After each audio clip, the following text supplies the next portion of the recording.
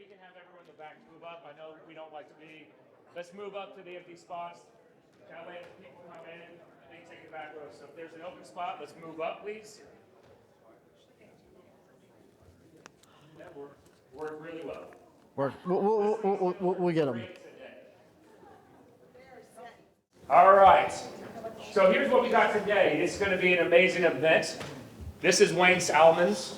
We are not here today. This is our AI versions of ourselves. So you're in the right room for it. Wayne, kick it off and tell us what we're going to expect, and then I'll let you do your whole script. Let me ask the question. Just throw out some answers. How many of you are tired of AI? Yeah. Okay, perfect. And yet you know you still need AI. Yes. How many of you are scared about AI? A little bit. Liars.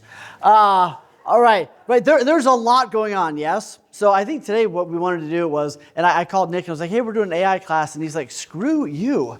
I do not want to do an AI class. And I was like, no, anyway, it's going to be good. We're going to have a lot of really practical, tactical stuff to do today. So if you have your laptop, that's phenomenal. If you're at a table all alone, don't do that. Get with other people because we want this to be very engaging. We want you to walk in here actually having built some stuff and know how to use this really effectively. We see a lot of people using it wrong. A lot of people are kind of either checked out and overwhelmed, or they're way overboard with it. So hopefully today's like we get some really actionable stuff and we can thrive through this. Who's using AI every day in their business or their life? All right, so now we're listening. Great, thank you. All right, so you're using AI every day. Who's using AI at a high level? What does that mean, by the way? Just throw out. Who's using AI at a high level? Automating data tasks, recording calls, conversations, photos. Okay. Okay, processes and procedures. Who's using AI just as their go-to version of Google? Right, we just ask it questions, hoping it gives us the right answer, right? That's where most of us are using, right? We think we're using it at a high level. Our guests today have taken that to the next level. Right? There's a lot of this. I'm going to tell you, I've been researching this. When Wayne called me up, really it was Bettina who said, "Hey, Wayne and Nick, you're hosting this event." I was like, "We got voluntold." Yeah. This was a forced deal. I said, "I don't want to do it. I'm AI fatigued. I'll be honest with you. I'm AI fatigued." Yeah. Which, when you look it up, that's a real thing right now. Right? It's overwhelming because how quickly has it changed? It's changed really fast. Yep. Right? 1 minute you think you've got it, you're like, all right, I'm going to do this, this, and this, and then the new model comes out. Then that new model, like if you're on Claude, Fable 5, then it gets suspended. Yeah. And you're like, oh crap, like what's wrong with it? Is this stealing all my information? Right? So what we're going to learn today is implementable, actionable items that you can use in your personal life, in your business life, hopefully make things easier, not more complicated. Yeah. Well, and I want this to be really actionable. So one of the things we're going to do this afternoon is we're going to have a panel. We're going to ask you to submit some questions to that, so we'll make them as real as they can. But I think the cool thing about what you have in the room today, though, is like you guys are using it every day. You have how big is your business? Just so everybody knows. All of them. Cool. Yes, lots of great business. We sell a lot of real estate. We have a property management company that manages a lot of homes. Yeah. We have a utility direct company that helps turn on your clients' electricity, internet, alarm services. We have a construction company that is working in it. So AI is involved in every single piece of that business. Yeah. And then I'm on the other side of it where I coach a lot of CEOs and founders. And what I find with a lot of them right now is they're overwhelmed by all that's coming at them, agreed? And one of the hardest things that they're struggling with is what do I leverage to a virtual assistant? What do I leverage to AI? What do we just not do? What are we missing out on? And like you said, that fatigue is huge. So, and you all know that when I tell people when I coach them, what got you to 6 figures is not the same stuff that's going to get you to 7 figures, correct? And yet a lot of what we're going to talk about today is what's helping my clients get to 7 figures and beyond because they know what to do and how to do it. So we want this to be very practical. So I see it every day with going into companies and helping them identify what to use, what not to use, and helping bring that in. So hopefully today is very, very actionable and you can walk away with actually what you're doing. Who knows Wayne Salmans? Who knows his background? Little. So Wayne, tell people why they should listen to you. Why we're hosting this today? Like, what makes you a big deal? Oh, I lie on the internet. No, I think what makes what we're going to do valuable is I've been a realtor for many years. I was a great realtor for many years, and I moved into the coaching side, and I used to coach the coaches for Keller Williams Realty for many years. But I've been able to coach and lead over 7,000 leaders, CEOs, founders. So the cool thing is I don't always have the answers, but I definitely know what questions to ask to help find the answers, if that makes sense, right? And a lot of what I can do today is help us guide and hopefully walk away with some really good things. So Yes, so he gets to look behind the curtains of real estate businesses, lenders' businesses. He gets to see what they're doing right and what they're doing wrong. So yep. if he says it, I would listen to it. I highly respect this man, and when he said do this, so like I'm gonna tell you, if he's gonna say it's working, write it down and start implementing it. Yep. Thank you, brother. All right, we're ready to get into this? Okay, here's the first thing that I want to ask you as we get it, and we'll talk about our partners and everything else later today, but thank you all for being here. They're going to shout out, making this all happen. Here's what I want you to think about. How many of you, there's a funny story about a man years ago, I think it was back right before the gold rush. There was a man who moved to California from Switzerland, and he moved there. He thought he was going to create this beautiful agricultural, haven, like this amazing place. And so he started with these fields and farms and all stuff going, and they had rivers, and it was beautiful, right? They were making this agricultural paradise. Then one day, one of his foremen was out next to the river, cutting wood or whatever, saw a glimmer in the river, and that was the beginning of the gold rush. Now, what's interesting is this man was so committed to his, agricultural paradise, and he tried to hold on to it so hard, he missed the entire opportunity of the gold rush and actually went bankrupt trying to protect his little farm rather than digging up the gold that was literally underneath his feet. And I think some of us, right, how many of you feel like you got into real estate because you wanted an agricultural, beautiful place, and then all of a sudden you're launching rockets and everything's blown up, you know what I mean? Right? And that's probably how he felt, right? But he's like, who cares about this little bit of gold? I'm so committed to this dream, I'm not going after this, and he missed the whole opportunity.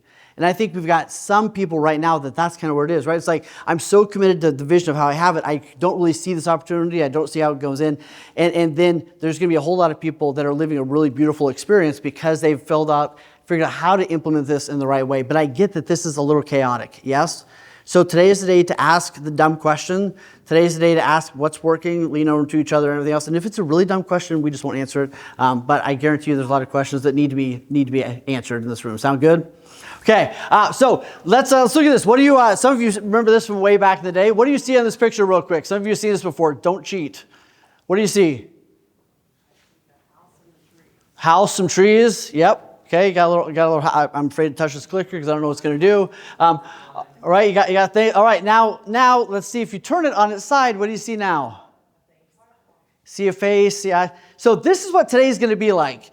Hopefully you walked in and you thought you had a pretty good grasp of what was going on, and then we flipped it on its side and you're like, wow, I have a whole new perspective of what's actually happening. Sound good? Right. What did we used to say at the mothership a million years ago? Change the way you look at things and... Perfect. There we go. The godfather of all. Change the way you look at things, the things you look at change. That's what we're going to do a lot of today. So let's do this. First thing we do is stand up where you are. Stand up, get moving, stand up. Wow, that was the most uninspirational stand-up I may have. That was like bad knees from here to the back. Okay, I know we can do better than this. There we go. Don Hobbs got it. Okay, now what I want you to do is reach as high as you can. Okay, look around, look at your neighbors, see how high they're reaching. Okay, good. All right, now reach a little higher. Now reach a tiny bit higher. Now put your hands down. How many of you, I said reach as high as you can, and then you reached higher, and I said reach higher, and then you reached higher again. How did we go higher 2 and then 3 times? What is up with that? Right? Here's what I want you to realize. You have more capacity within you than you give yourself credit for. Would you agree most of the time? Right? We say I'm overwhelmed. We say this is too much. Right? All these things. And the reality is it isn't true. So we're going to cast that demon out of here and just realize we all have more capacity than we think we do. Are you okay with that? My dad's a Baptist preacher, so it gets a little weird sometimes. You just have to pray for me, okay? If I get into hallelujah or an amen, I'm all good. Okay, all right. Next thing I want you to do is sit down for a second. I want you to do this. Write down either on your phone or a piece of paper. Write down one thing you're really proud of so far this year. What's something you're really proud of so far this year? An action you took, something you did. I want you to write something you are proud of, not something, I don't want you to be like, I'm proud of my kids, love them, but what are you proud of for you? You can be proud of your team, that's cool. What are you proud of of you? You did an action you took, something you leaned into, something you overcame. What's something you're really proud of?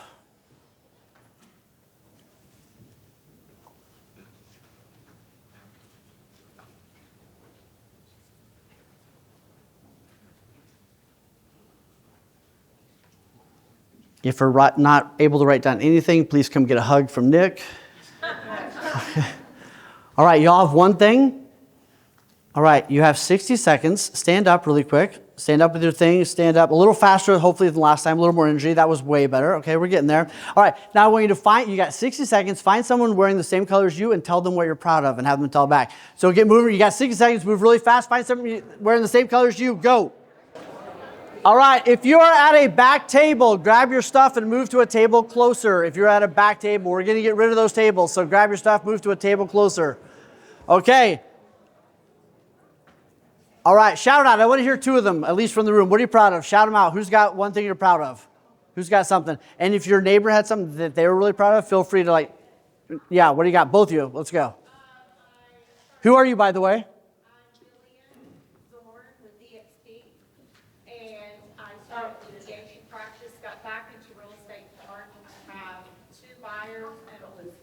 There you go. Good job. Stephen McCoy, and this year my wife and I celebrated a 20-year anniversary. Awesome. There you go. There you go. All right, as we're about to bring up our first speaker, here's what we want to write down: the one thing that you want to learn and walk away with today. We don't need to run around the room again. You've already done that. We've already jumped up 3 times and got higher and higher and higher. I can keep going. Thing that you want to work on, learn, implement, and some questions. Have some questions ready that we can throw out to our panel that we have coming up. So we have Allison coming up, and Allison is an associate broker. You can read all this. You can read her bio. I'm going to let her come up and share, but first off, she's amazing. We've been doing so many calls with Allison, what she's working on with Claude. My goodness. I just want to hire her. I think I know what I'm doing until she starts talking, and I'm like, hold on, slow down. Yes. Yeah. Yeah. So you're going to get ready to be blown away, and then we've got Brian after that. So Allison, if you want to come on up. All right, give her a big round. Here we go. Well, she should be here from creative. And here's my question. How many of you in this room are afraid that AI is going to come for your business in the next 5 years? I saw a couple of afraid. All right. Leave your hands up. Show of hands. How many of you are afraid of the exact opposite, that AI is not going to come for you? That the life you're living, the calendar you're living inside, the business that you built is going to be the same in the next 10 years. Now, that is a harder conversation to have, because if AI doesn't come for your business and change your business, then that means you have to. And most of us aren't ready for that conversation, but we're going to have it anyway. So let me tell you a little bit about who's standing up here. I do not have a computer science degree. I am not tech trained, and I've never written a line of code that they call production code in my entire life. Although I have sort of a lot of code now. We'll get to that. I'm an associate broker with EXP, and this year I became the architect of an operating system that runs my business while I'm out in front making things happen. And that's what really changed. So I didn't come here to tell you guys that AI is coming, because you already know it's coming. And I didn't come here to tell you to be afraid, because you already are. You're not your bottom line. But I'm here to give you the exact language about what is actually happening, exactly the way I learned it. And this is the most important thing. You do not learn AI. There's no such thing. You activate it. And this is the way I learned. I learned that you cannot activate what you're not willing to define. And that's my whole thought. You cannot activate something that you're not willing to define. So who wins? It's not the entrepreneurs that win in the next 10 years, or what one's the biggest team, or the most science, or fanciest logos. It's the one who decide in a room like this, on a day like this, to become a free agent. We're going to get to the definition of that. This is the era of the free agent. So I want you to walk out with 3 things. The first one is why the fear that you walked in with is the wrong one. Number 2, where you're stuck. because there's a gap that nobody in this industry is talking about. And number three, the difference between people that are using AI and people that are being changed by it. So let me start with the gap. And let me start with the numbers actually, because numbers do not have opinions. Number one, National Association of Realtors says 68% of agents are using AI. And that's almost 7 in 10. Only 17% of those see a real difference.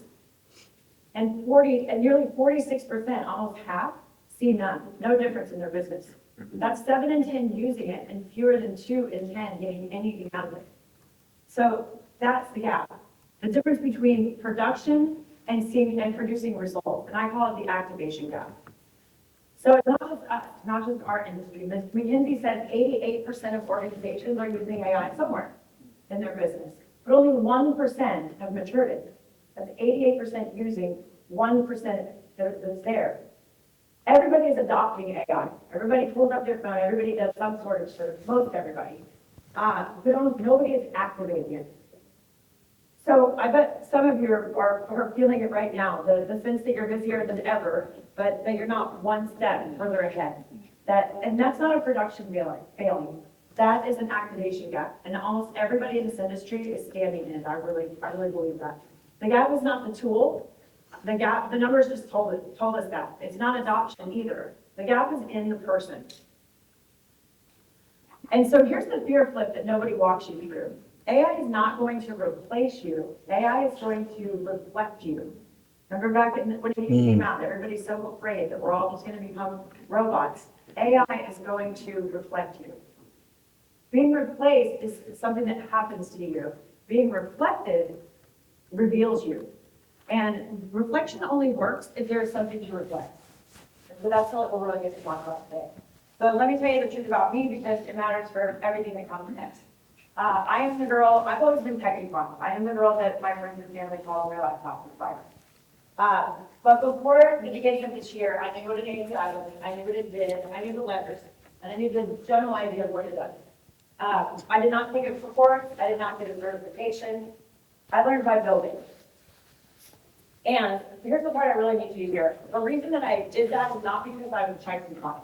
It's because there's plenty of people that can find and are still scared to chat with GPT recommending all the time. The difference between the people that are implementing, the people that are activating AI, and the people that are not, I believe, is great. And honestly, a little bit of desperation. So there's no difference between me and you. I'm no more capable than you are. It's not a skill, it's a mindset. And it's not the people that are activating AI, they're not technologists, they're not engineers. They have the common skill, which is the mindset. And the mindset really starts with something that one of my favorite, I've probably watched this a million times. Simon Sinek said back in 2009, people do not buy what you do, they buy why you do it. And it's interesting because he was right, and he's still right. But what he couldn't see coming, what he did not know, is that the machine doesn't buy what you do either. It buys why you do it. It runs on who you are. And you're not behind, because I know most of you feel like you're behind right now. A tool that everybody else found and you didn't get the memo, right? You're not behind, you're actually early. You do not learn AI, you activate it. And the second I say that, I hope your brain says, well, activate it with what? And it's not with what you know, it's not with a tool stack, it's activate it with why you do it. Activate it with who you are. And here's the shift. The why used to live in your gut. It used to be something that was a feeling that you just carried around. Well, now you can actually write that down. You know who you are and why you do it in your actual words, and AI can carry that for you. That's huge. It will not behave until you're specific and clear. And that's really how I learned, because I really wanted it to be my chief of staff and do it, where you really learn specific and clear. So let me tell you about what systems are, because it's not just your AI. Some of you don't have a single agent built yet, and you will leave here knowing exactly how. But I don't want you checking out. Your systems are your routines. Your systems are your calendar. Every structure that is inside exactly how the work gets done when you're not thinking about it. Those are your systems. And here's what's important. Your systems exist to protect you from yourself. Now, what that really means, a version of this, I have a system that scans my email all day long because I hate checking email. I hate the noise. So my system's looking for the real thing, a client, a listing, an agent, a contract. And when it finds one, it tells me by name. So it can get through the one or the two that matters instead of the other 300. So that would be an example. And I instructed my AI also, I instructed my AI in writing to not let me be the bottleneck. For years, I've been the bottleneck and I'm calling it important. But now I've built systems, the literal job is to route it around me when I'm coming. She's done by 10. And that's important. 10's perfect. But So here's she's the got most 10 more. important lesson of this whole, of the whole system, and that is, it comes down to one thing. The AI is only as good as a human that stops and says, wait, what are you doing? That's your job, and it's always going to be your job. AI will not just show up and work without you. That's why that whole fallacy of AI is going to take over it's a mind shift. It's looking at it a different way, right? It needs you to tell it where to go and what to do. So identity is who you are. Systems is how you protect who you are from how you are. And that's what's important about defining these things. So once you have both, you can finally do everything that everybody came in this room probably talk about. You can step out of the work. The third is leverage. And this is the one everybody wants. But be honest. You can't have leverage without systems, and you can't have systems without identity. And one of the things that I really learned, leverage isn't about doing more. It's about having the business run without you when you're not in the room. And that's what we're really talking about right now. I confused business with being essential, but really what it is, it's a cage with a job description on it. It was not leadership. It was a cage I decorated and convinced myself it was important and called it a corner office. But you don't own a business. You own a job with your name on it, as I said before. So leverage is really the move from owning the job to owning the business. You guys have all heard that before. The moment when I knew that leverage with AI stopped being a concept for me, okay, we all want leverage, we want leverage with AI. My big aha moment was when I asked Amber to draft something for me.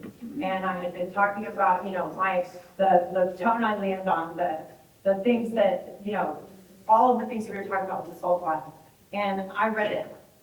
And I was like, oh my God. Wow. And I really realized the leverage when something is written and it sounds like you on a good day at your absolute best, what I really realized is the ability to, I'm getting ahead of myself, I'm so excited. So the ability to have something that carries me when I couldn't physically be in your rooms, that's the opportunity we have. That's the leverage, and that's the visibility for you. So the importance, it's not that it's replacing you, it's reflecting you and allowing you to expand yourself. And that's really important. So that is leverage in the AI area. Old leverage was other people doing your tasks. Now leverage is your identity, your judgment, your voice, showing up in 100 places at once where you are not, while you're at a listing appointment, while you're asleep, while you're hanging out with your friends and family. So the other thing that I realized, leverage is not AI replacing you, it's AI carrying you, and as the person that you actually are.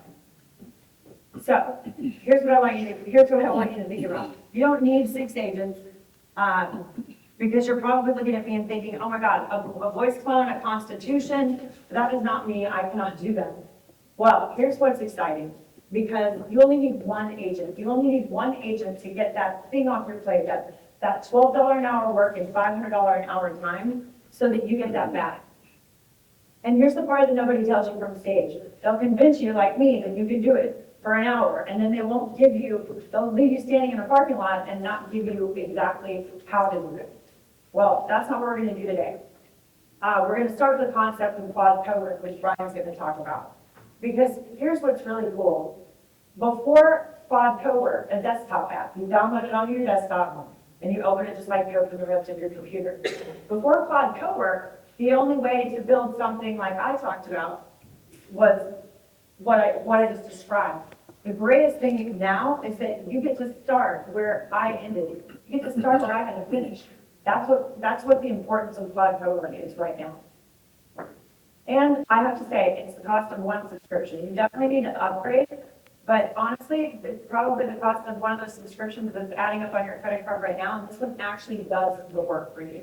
So, it's amazing. You can, again, Brian will go through this, but you can connect with real tools. It's amazing, absolutely mind-blowing the number of tools that you can connect with it and then program your AI to do things for you. But the most important thing is when you have a soul file, and this is what you're gonna walk out with the recipe. If you plug in Quad Cowork, you get generic in, and it's polite and capable.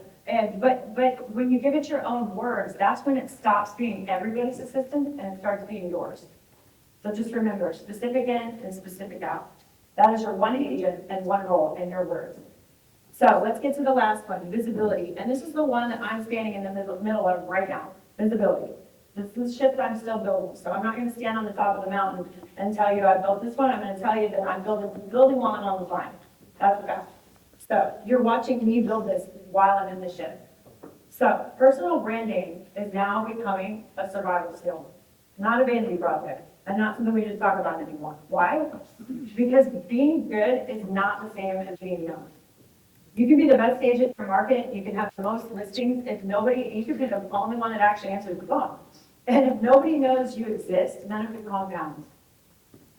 And here's some proof. 8.4% of agents show up in any AI answer when a buyer asks a question. 8.4 of agents actually show up. Think about that.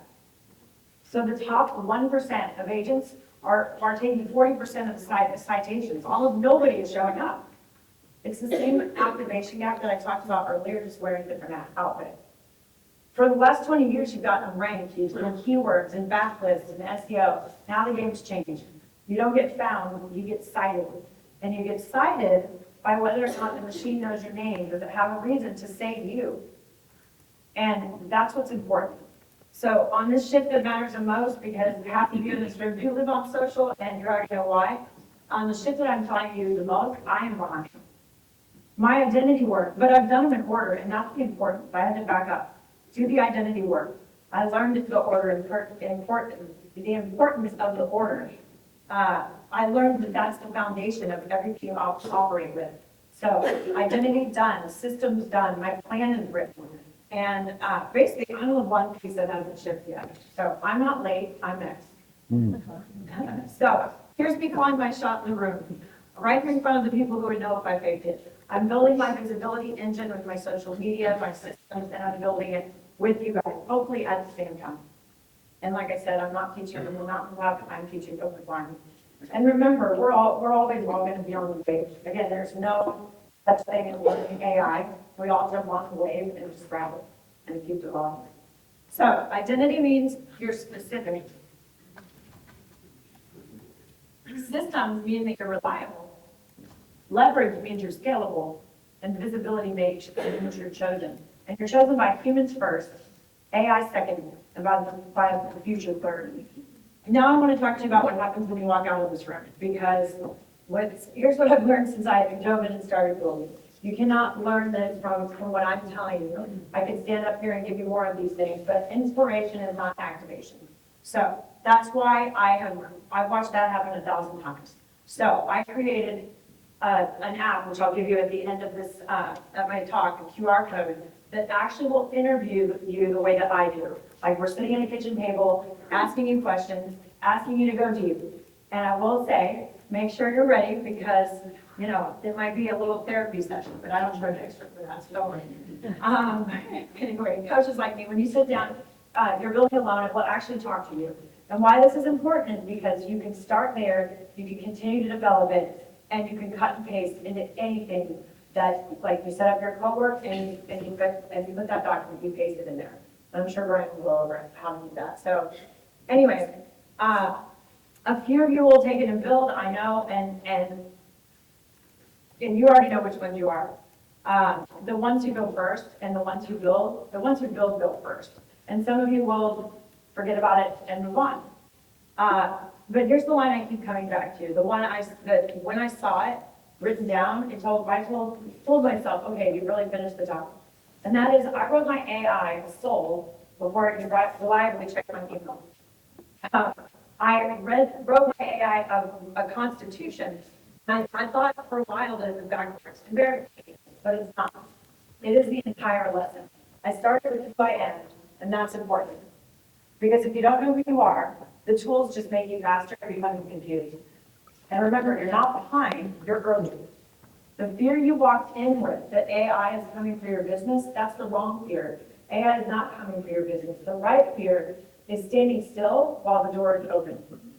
You don't have to learn computer. You don't have to work harder. God knows you already work hard enough. You don't have to wait for it to get easier. That's the best news. It already has a lot. You just have to make the 4 shifts, which is identity, systems, leverage, and visibility in that order. You have to decide in a room like this one, on a day like this one, to become a free agent and then dive in and get on the radar. Give the mirror something true to reflect. You activate it. And you stop being afraid of the mirror when it does have something true to reflect. A free agent isn't about software, it's about who you decide to be. It's about people who refuse to stay stuck. That's hard to say. They choose to build and not wait, and they want freedom badly enough to do the work with or without a single agent on their team. So dive in, join the movement. We're just getting started, and we are starting a family of free agents. This is the era of free agents. And by the way, the family is for any company, any organization, any vertical in the real estate industry. Welcome to FAMOUS, the free agent movement operating system. This is the era of free agent, where human agents rise in the age of AI. Thank you. Here's your girl. Woo!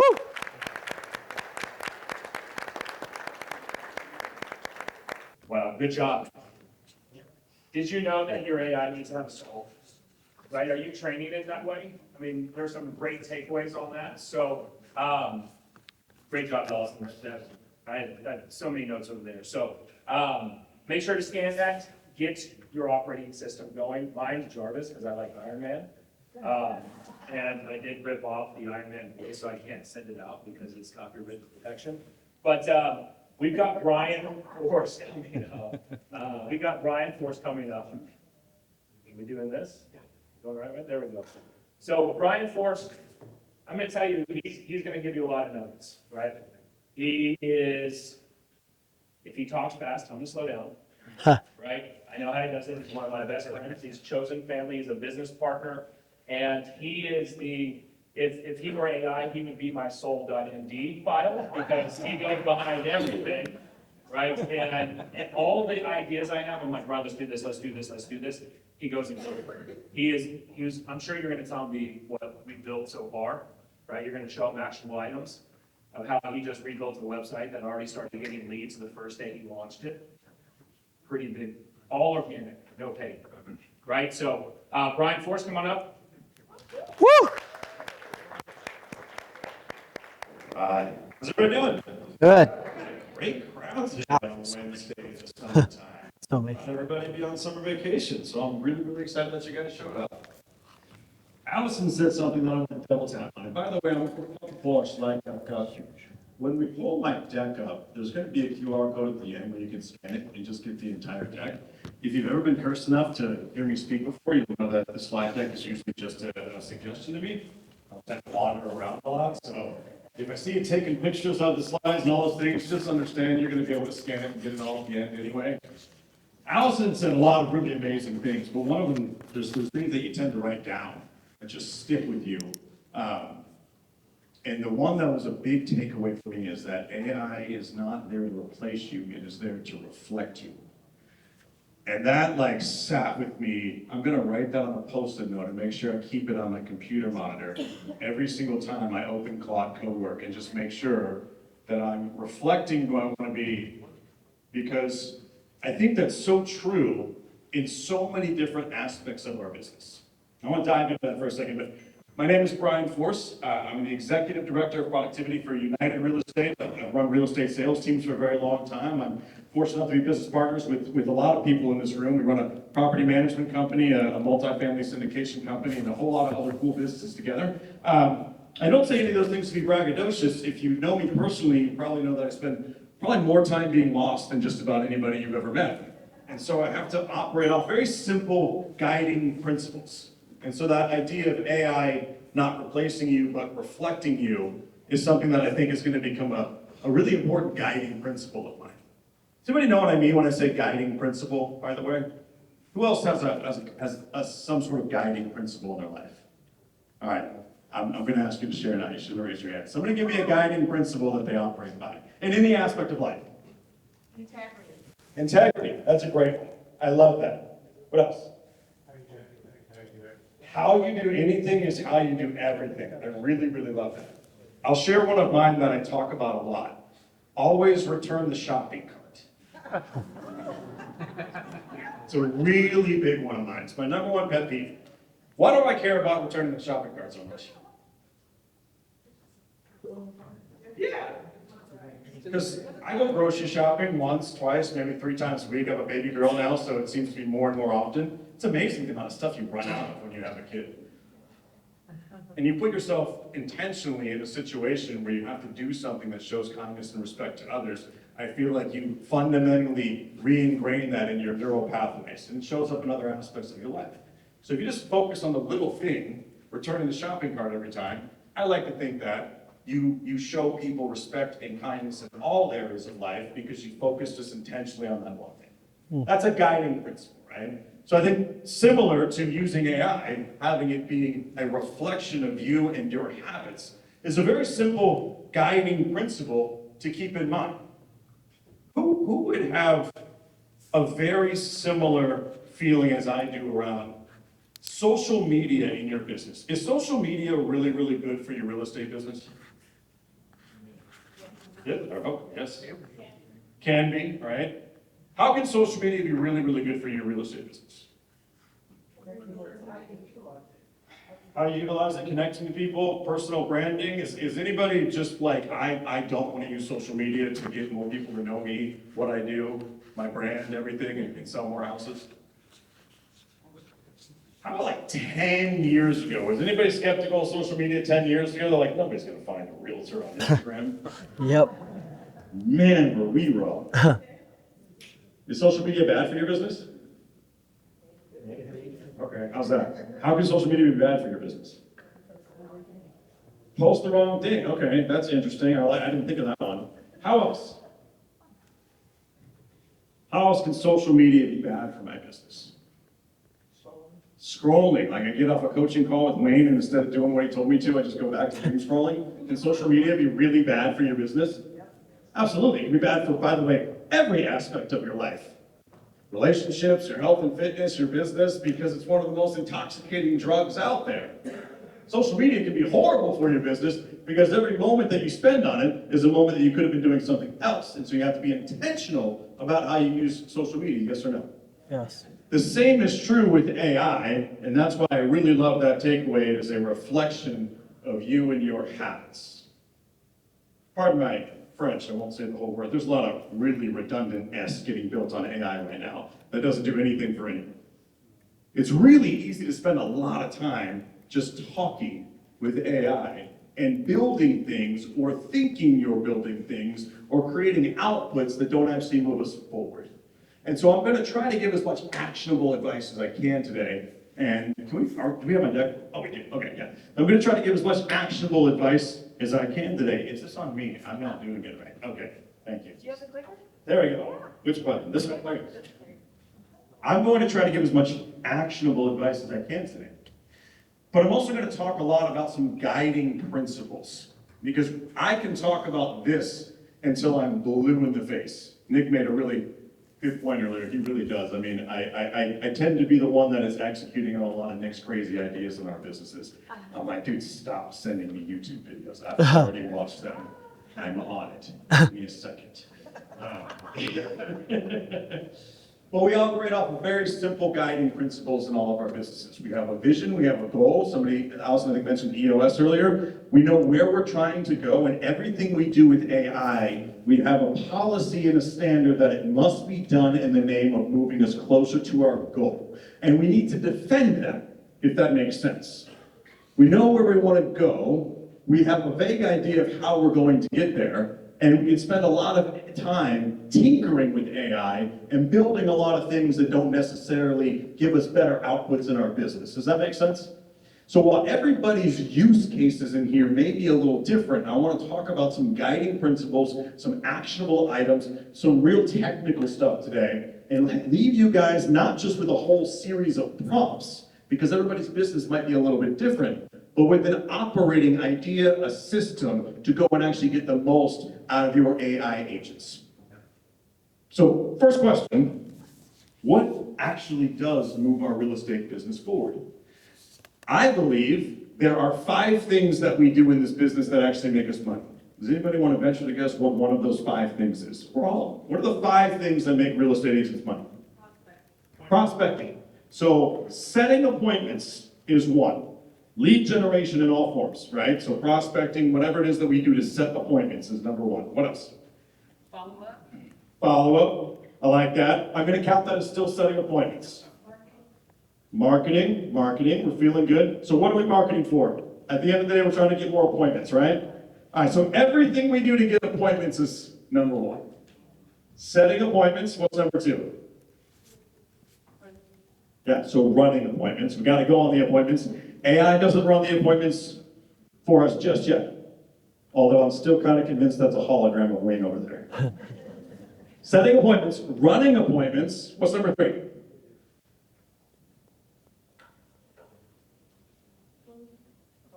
Closings. Okay, I like that. All right. So setting appointments, running appointments, negotiating agreements. These are our representation agreements, right? Buyer and seller agreements. Didn't really used to have to negotiate buyer agreements until a few years ago, but now we do. Negotiating contracts, that's actually representing our clients. And I like to think number 5 is going to closings. Some people would disagree with me, but why is number 5 going to closings actually a dollar productive activity? That's true, and also, what should we be getting at closing if we've done the transaction well every time? Referrals. Yeah, we should be getting our next deal right there. Okay, so setting appointments, running appointments, negotiating agreements, negotiating contracts, and going to closings are the only things that we do that make us money in the business. That is, as Allison mentioned before, a hill that I will die on. I don't think we do anything else that actually makes us money that doesn't speak to one of those 5 things. I want you to keep that in mind as we start to talk about how do we use AI to grow our real estate business. Everything that you build should be in the pursuit of putting you as the operator in a position to set more appointments, run more appointments, negotiate more agreements, negotiate more contracts, and go to more closings. And so I want you to defend that. Does that make sense? There's a lot of things that you could build that if you don't have a plan as to how this is going to help you set more appointments, run more appointments, negotiate more agreements, negotiate more contracts, go to more closings, you're going to spend a lot of time sitting in front of a computer building something that doesn't grow your real estate business, which, by the way, is the same thing as sitting in front of your phone and instead of posting content, you're just consuming it.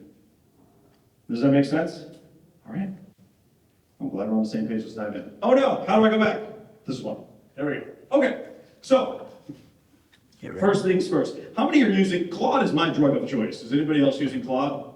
Okay, so first actionable item. If you did not raise your hand, I would highly encourage you to pay $20 a month for a Claude Pro account.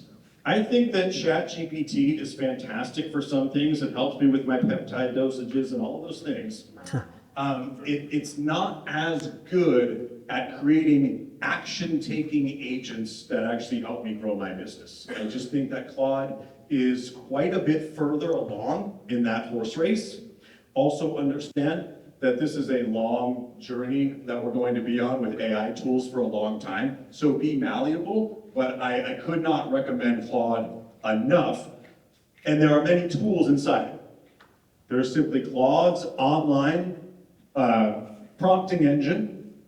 There's Claude Cowork, which allows you to actually integrate your tools and have it start doing things for you. Scary, but you can build guardrails around it. It's Claude Code, which is very cool, which can actually help you build things with raw code that truly take action in your business. We're going to talk about a few of those, but again, I can talk for 12 hours about this stuff. We don't have that. I'm going to give you guys a lot of direction today as to how to go and start learning these things and implementing yourselves. And where do you think the best place to learn how to use something like Claude is? Man, I hate that somebody just said YouTube. I appreciate it. YouTube University has helped me a lot in my life, so I think that's a good default answer. AI is the best at teaching you how to use AI. It has all the instructions. So I'm going to talk to you a lot today about how do we get our prompts right to actually learn as we're building. The first thing that we need to understand, as we talk a lot about in real estate, is the idea of renting versus owning. It's a fun little slide that came up. Renting versus owning, when it comes to AI, I have a few different pathways that I can use AI. I can start fresh every single time. I can open up Claude or ChatGPT or Gemini or Grok or whatever, and I can say, this is who I am, this is what I want to do, this is where I want to go, this is where I want to build.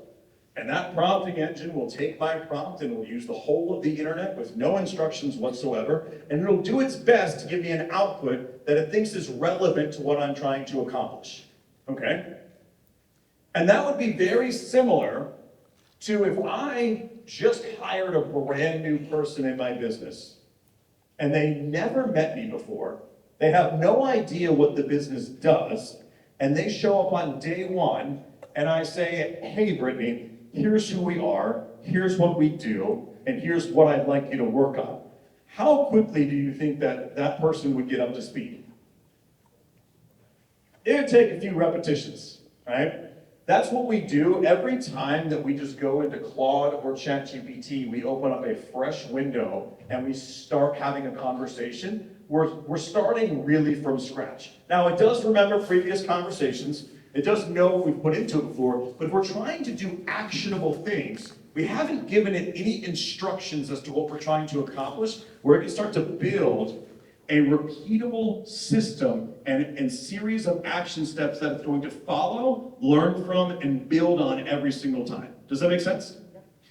So as we're talking about implementing real agents in our business, the first thing that we want to shift our mindset from is renting it to owning it. And what I mean by that is the only time that you should be using a chat window, this is an actionable thing, I want you guys to write this down. The only time you should be using a chat window is to be having a conversation that helps you build the instructions to build an agent who's going to then take on that role. Does that make sense? All right? So the only time that I'm talking to Claude in a new, fresh window is when we have a new action that we are going to build, and we're building the skills, the process, the systems, and we are building essentially the recipe that I am then going to take as an output, and I'm going to build an agent with it, and once that's built, I'm now talking to that agent to continue to refine its skills.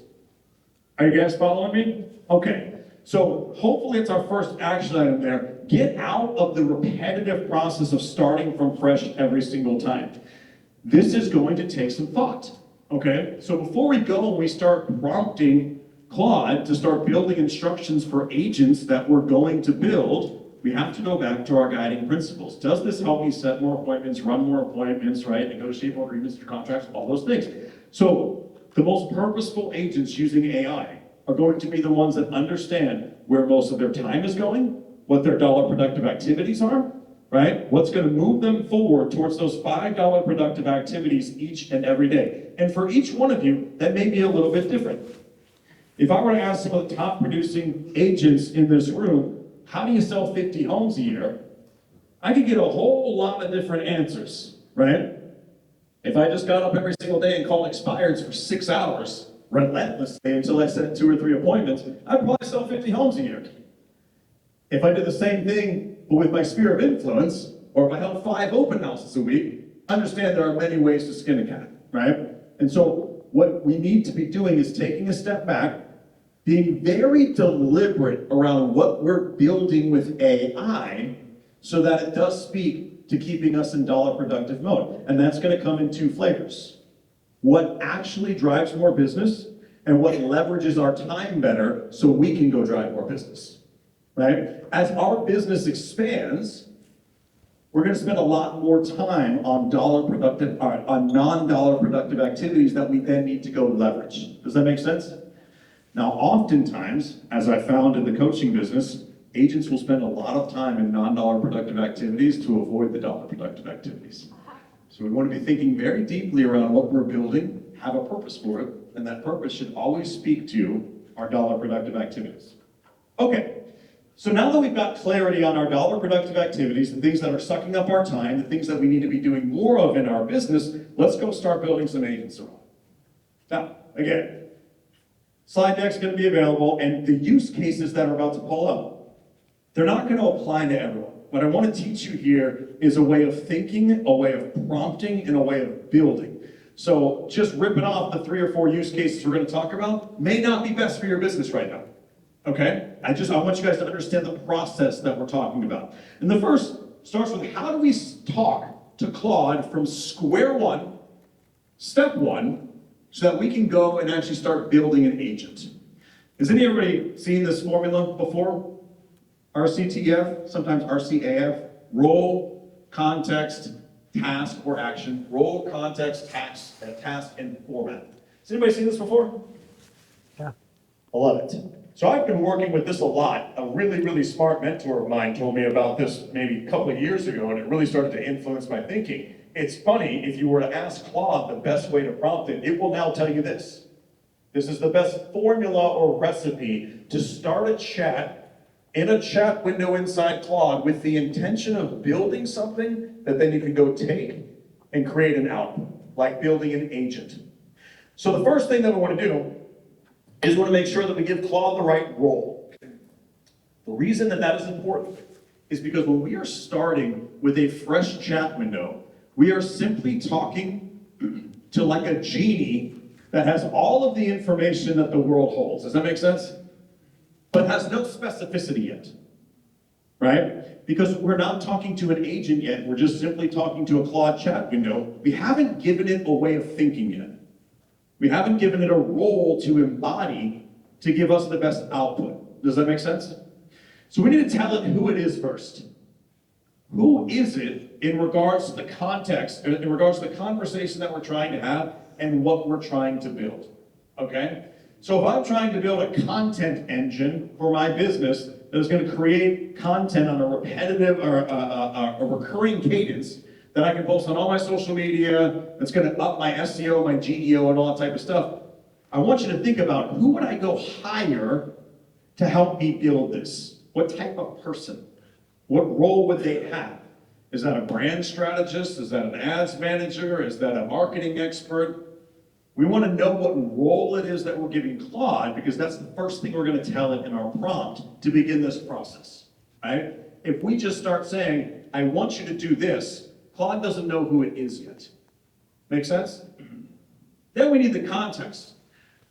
Excuse me, the context is what it is that we're trying to accomplish, okay? And we want to be as detailed as we possibly can. Allison mentioned something earlier that I just think this is like a perfect embodiment of this. And you hear it a lot, garbage in, garbage out. The worse I do up front, the harder it will be to continue to get back on track down the road. Think very deeply around your prompts before you start to input them. And if you want your prompts to be better, you've got a really great tool to help you create better prompts. And you can start to help you create better prompts by telling it, my action that I want you to do is help me create a better prompt, okay? So who is Claude, right? Our role, our context, what are we trying to accomplish here, okay? I'm going into a new farm area and I want to create a front-to-back 365-day action plan to go take 10 listings in my new farm, right? This is the context. I'm literally just making that up. That could be anything that is relevant to your business and your dollar productive activities. Define the role, tell it what we're doing, okay? Now here's what I need you to do, the task. Here's the role, here's what we're trying to accomplish, the context, and here's what I need from you. Make sense? I talked to my wife about this a lot. I'm going to show you something that my wife built using Claude for her transaction management business, which is just mind-blowing. It's been incredible. She got very frustrated with Claude early on. and I had to give her a little guiding principle. Every time Claude would not give her the output that she wanted, it wouldn't do the task right. She just wanted to give up. She was like, doesn't work, AI's dumb. And I was like, okay, well, you got a whole team of virtual assistants. Do they get it right every single time? No, because we didn't hire them through Danny. We should have. But when they get it wrong, do we just say they're dumb and give up on them? No, we retrain them, right? We correct them, okay? And so same with our AI. It's not going to get it right every single time. We need to have as much clarity as we possibly can and be prepared to continue to give those inputs and help it refine. So that is role, context, task. What I need from you, I want us to be as very specific here as we possibly can, because the better we are at defining exactly what we want our AI to do, the smaller that gap is going to be when we actually deploy it to help it do meaningful work. You're almost never, some people will, you're almost never going to deploy an AI agent that just nails it right the first time. Everything the way you want to set up, as deep as we're going to get, where it's taking real items or action items on your behalf, it's going to screw some things up in the beginning. When you get more specific with the task, okay, then you're going to get a smaller gap to actually get it to where you want to be. And the last is format. The format is how I want the output to look. What format do I want the output? Okay?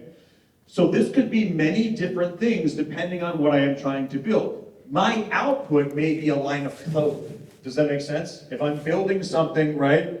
So, as Nick mentioned before, we were really fortunate to work with Claude to build a completely new streamlined version of our website, which was much overdue. We have a whole bunch of agents that do all sorts of recurring work on our website now, everything from site maintenance to content creation and blogging and SEO optimization. It's very, very, very cool. But that required a lot of outputs in code. I've never been a coder before. I guess I could call myself a vibe coder now. But the format that it came out in was code, okay? If I didn't tell Claude that, it might give me a PDF. Does that make sense? Now, if I want something like instructions or a skill to train an agent on, then what I probably want is a document. I want a document that I can then download, upload into a project, and that becomes the knowledge base off which I'm going to build my agent that's going to take actions on my behalf, okay? So one of the most important parts of our original prompting set is we want to be very specific about the format that Claude answers us in. And it's incredible. If you've ever been very, very direct with your AI on how to give you outputs, it will make some really beautiful things. It will give you a whole document set that is perfect, because there's no one better at talking to AI than AI itself. So if you're really clear around what your intentions are, and you say, I need a document that's going to work as a project instructions file for a project that I'm about to create with you, do it in the best way that you'll understand it, it will give you a perfect document that you then take and put into a project, and that's where you start to actually build your action-taking agent. Make sense? So we know what the role is, we know what it is that we're trying to accomplish, we know what the exact action is that we need from AI, and now we've given it the format that we wanted to give us the output in, so we can take it and start building, all right? So way better, just give you a really simple kind of like comparison here. This is a bad prompt. Write a follow-up to a buyer lead, right? No role, action, context, format. That's just like a generic action, and you're gonna get garbage. Make sense? You're my expert prompt writing coach. I'm a real estate agent who wants great results from Claude, but isn't always sure how to ask. When I tell you, first ask me 2 quiz questions if anything is important is missing, and if my request is low leverage, $5 productive activities. If you give it your $5 productive activities and then ask it if what you're doing is low leverage, it'll be very honest with you. Suggest a sharper version of what I'm really trying to accomplish, then write me a complete, ready-to-use prompt in my voice. Put the finished prompt in its own copyable block, then name the role, context, task, and format you used in each line, so I learn the pattern. So if I want to become better at writing prompts, I would use a prompt like this. Does that make sense? I know it seems almost redundant asking somebody how to talk to it better. I wish I had done that in my marriage in the beginning. How do I talk to you best, right? I'm married to Latina, and you learn on the fly, right? help, thank you. Help you write better prompts, ask it how to write better prompts, right? When I start to write better prompts, I'll get better outputs, which will help me actually create better actionable agents. When I'm working, I want to be thinking about building something once that's going to live in perpetuity. I do that in a few different ways. The first tool I want you guys to really learn how to use at a high level is Claude projects. There are really like 3 or 4 different flavors of Claude. There's just, like I said, your normal chat window.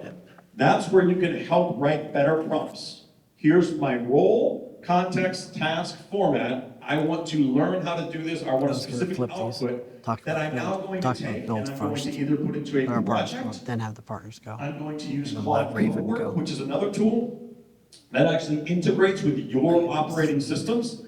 Or I'm going to use it in Claude Code. Claude Code is, I can build everything from websites, anything that lives on the computer I can build, or I can build actual code integrations that work through my terminal and then take actions on my behalf. Very similar to Cowork, but a little bit more complex, okay? So projects is the first flavor and tool we're going to talk about. I'm going to take that output that I got from prompting Claude in my chat window, and I'm going to go start to build my agent using projects, okay? Projects are where I can upload myriad different things. I can upload instructions. That should be my output from my original chat with Claude. Does that make sense? In my chat with Claude, I should be defining who Claude is, what we're trying to accomplish, the role that, or the task that Claude needs to handle, and then the format should give me a document that will work as project instructions. I can simply take that file that it gave me and upload it into a project. And now, when I'm talking to Claude inside of that project, it is playing that role. It understands what we're trying to accomplish. It knows its task, and it knows that the format of the outputs that it should give me. We're on the same page now? So what I've done is I've taken a very generic version of Claude, who's just pulling from the whole of the internet and has no idea who it is or what it's doing, and I've turned it into a very specific operator focused on a specific set of tasks. Make sense? That's what we do with Claude projects. So anytime you're talking to a chat window again, only be talking for one-off things, or in the spirit of using your outputs to create an agent who's going to do work on your behalf. And that will happen in projects, Cowork, and Code. We'll start with projects, okay? So, again, now we're going to use conversations to build our instructions. We've talked about that a little bit. I am a residential, luxury, whatever your flavor, real estate agent in whatever area. I'd like to build a project that accomplishes X. These 3 X's should be paragraphs and paragraphs long, okay? This is the context, the task. This is everything we're trying to accomplish here, okay? So don't let the fact that I only put 3 X's there be like, oh, it's just one word. That should be the longest part of your prompt, okay? I'm telling you who I am. I'm going to tell you who you are. I'm going to tell you what we're trying to accomplish. And ask, and I should have said this before, every single time you're starting, especially in a chat window, and you want to do something new, you are not the best person to decide how to talk to Claude about it. Claude is. So tell him and every one of your original prompts with, let's start a conversation, ask me what questions you need to ask me to get a full understanding of what we're trying to accomplish. Okay? Have you ever had an experience where you talked to another human being before and it just felt like they weren't understanding what you were saying? I certainly have, right? So if we've ever had that experience, don't assume that Claude just knows what you're talking about. Ask it to ask you questions. You will get much better outputs, right? So we take those outputs, and now we start to tune it, or now we start to tune it up, right? We start with our strongest possible base. We are in a project now. We've talked about what it is that Claude is doing, what we're trying to accomplish, the specific actions that we want Claude to take. It's given us project instructions. Now we have started a project, okay? The work doesn't end there. We're only at V1. Think of this as Claude's first day on the job, right? So our new employee is not going to be at 100% capacity on day 1. We're going to start with the strongest base that we possibly can by going through the process that I just described. The RCTF, We're gonna have a conversation, we're gonna have them ask us questions, and we're gonna get down the rabbit hole, we're gonna get the best set of project instructions that we can possibly get, okay? And by the way, I'll pause for just a second. If any of this still feels like, I just don't even know inside, it's over my head, just get in there and start doing exactly what I told you to. You would be amazed at how intuitive it is and how quickly you pick it up. Truly. It is like talking to a human being, and the better you are at talking to it, the better it becomes at talking to you. Within an hour, you will feel like a professional. If you just follow that simple recipe, RCTF, and keep in mind that what you're trying to do is get the best set of instructions to give a project, start, get into it a little bit. If you've never done this before, you'd be amazed at how quickly you pick it up, right? So we're gonna start with the strongest possible base, ask questions, create solutions, and then update the instructions regularly. So what that means is now I've started a project. I'm going to give you about 3 use cases in a second. So if you're like, I don't even know what you would do, I'll give you a few here in a second. We're going to start with a base, and then we're going to run it. Okay? Do the thing I told you to, and let's do the output. Okay? It's going to probably not be that great the first time, because it's my first day on the job. What's really wonderful about working with Claude is that it is self-aware, and it takes its own actions on its own behalf if you just tell it to. So, and this is where my story with my wife in building this transaction management system becomes very relevant. Didn't get it right at all the first time. It actually probably would have created more work if we had just stuck with it that way. Because it kind of did like 30% of what it was supposed to do, and just like left a whole bunch of gaps out, and we had to go look at the stuff that it missed, and it actually took Like more 1 time. minute each. So rather One than minute giving each. up on it, We got lots of buffer. we said, hey, So I think great we effort, always be nice to build follow. first, Great effort. get re-register. We got this wrong, we got this wrong, we got this wrong, here's what I want us to change, here's what I want us to add, here are all the things that I want to do. I think we do Okay? build first to get everybody And then signed up run for it that. again. Whatever you're doing, whatever project, whether you're creating content, whether you're building whatever it is, right? Run it again. Update it again, okay? Every time it does an output, you can say, I want you to do this instead. We got this wrong, we got this wrong, we got this wrong, and it'll just start the conversation back over. Say, I hear you, here's what we'll do next time. Panel. And then you'll say, Write down update your instructions. Right, now here's a card. Write And now two that questions on big this. knowledge base that you built originally Do we have cards? will update on its own. You'll get half of them. You'll get What's half of them. amazing Find the about question Claude around, is the you'll better figure it you out. are at telling it, One hey, card I or want two. you to do this differently, save that in your instructions, I'm gonna have you it will write down never get 8 it wrong questions. again. Narrow it Almost down to 2 and they never. write in the card. It is really incredible. But you've got to be aware enough and smart enough to say, here's what we didn't do right, here's what I want to add, change, whatever. This one's relevant because we do run a transaction management company, and so we leverage AI to do a lot of repeatable things that we do like 50 to 100 times a month, okay? If I'm doing anything 50 to 100 times a month and I can automate it, that's going to save me a meaningful amount of time so that I can do more dollar productive activities. Which, by the way, the dollar productive activities in a transaction management company are the same ones in a real estate company. Go get more business, right? That's our job each and every day. And so here's what we did. We loaded a few things into this project. Our transaction timeline, we already had all these workflows built out. These are just repeatable things that we had human beings doing all the time. Our transaction timeline, our email templates, our vendor and contact list, how we talk. Now this seems like it's very simple. This actually took quite a while. Okay? We give you like the real nuts and bolts on how we did this. Our transaction timeline came out of our operating CRM. Okay, so we exported all of that. Here's everything that happens for every type of transaction. Yeah. And when you think of a transaction management company, what's every type of transaction? Buyer deal, seller deal, lender, no lender, cash, land, investment, new construction. It's like 50 different transaction types. Took all of those out, all the different email templates that we're already using. Every one of the hundreds of agents that we serve has their own vendor lists, all their own preferences, all that type of stuff, and we wanted to get our brand voice right. So we uploaded all of that into the project. And we said, here's what we want to have happen. When a new contract is submitted by an agent, we want you to go get all of the relevant information from all of our documents. We want you to find the escrow officer online and get her contact information if it isn't included in the contract itself. And we want you to go and pre-wire all the intro emails to title, lender, both sets of clients, co-op. We want you to send all of the calendar invites for your critical dates for the entire transaction on your own, and we want you to schedule the follow-up emails that go out after option, after contingencies, before closing, all of that. When you do that for one transaction, it takes about 35 minutes, we found. When you do it for 50 transactions a month, it takes about, 30 hours? Now it happens in about 10 seconds. It's very cool. It may not be relevant to your sales business, but you understand this keeps us in dollar productive mode. So think about the things that take 35 minutes in your world that you do 50 times a month, and how you can create an agent to go and do it for you. So we started with this kind of baseline of what we wanted to do. Intake new contracts, critical dates, create introductory emails, all the way down the line. Schedule all the follow-ups, everything throughout the transaction.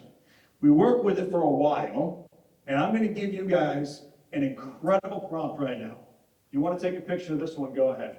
This is the prompt that would create a perfect AI transaction management system for you. Looks like this.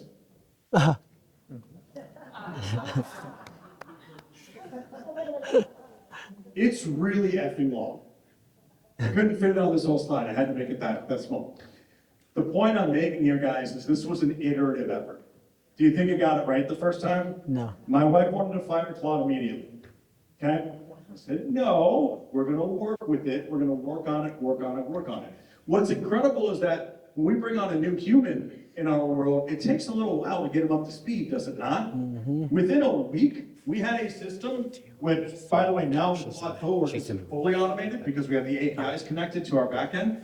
Anytime a new agent submits a contract, my wife no longer even uploads it into the project anymore. We have an API lacy beige too. where it does it by itself, and my wife gets a notification, and she is now monitoring her employees. Does that make sense?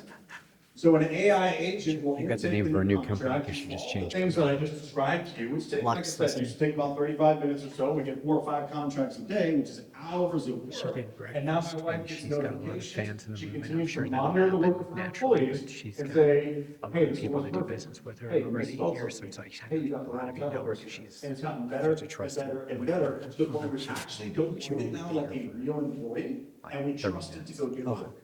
All right, we'll have her go. I feel like we do a lot of talks on AIs. I'm like kind of just sick of like hearing AI talks. I feel like I go and thank you from that. So it's just like, no, I'm like, thank you, validation. I feel like I go to a lot of them and nobody tells me how does this actually save me time and put real meaningful hours back in my day. That's a great example of how it actually will, right?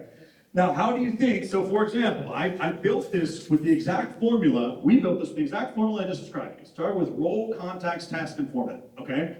Then we developed project instructions, and then we use Claude Cowork and integrations to actually connect the tools, okay? Now, how can I learn if I'm going like, Brian, you're talking over my head, I don't know how to connect everything. Where do you think a great place to go learn how to connect everything is? Claude. Thank you. Just ask Claude, here's what I'm trying to do. Role, context, task format, right?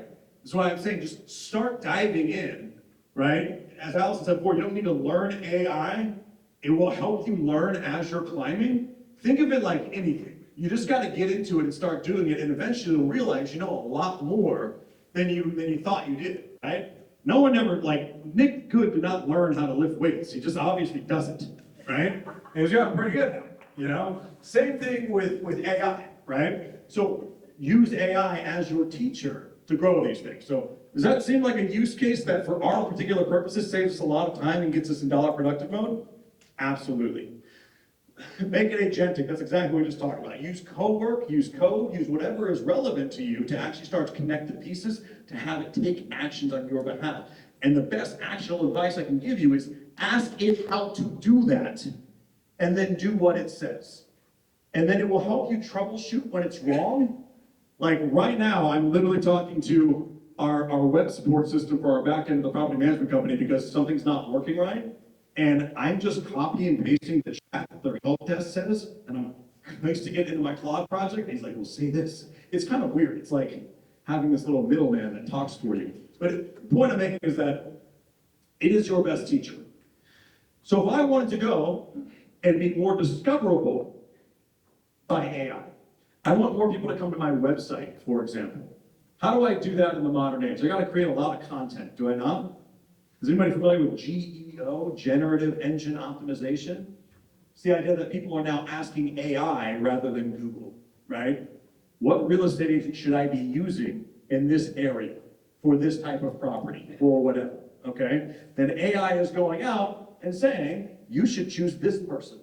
And the way to do that is to create an enormous amount of content that is specific to your target avatar. Make sense?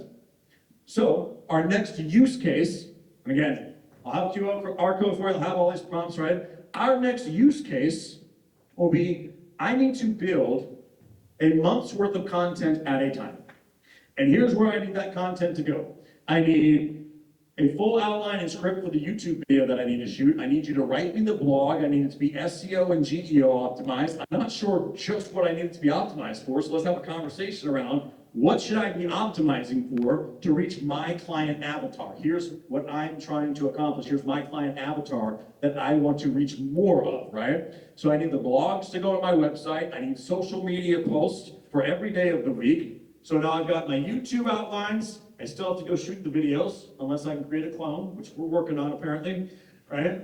But what I will do is now I will use Claude's co-work or projects to create a recurring loop that this will work on, okay? So I use the transaction management example just to show you what's possible with automation, right? I could use these same principles to say every month, I want you to go and create me the next month's worth of content that will help me optimize my website and my social media for this client type or this area.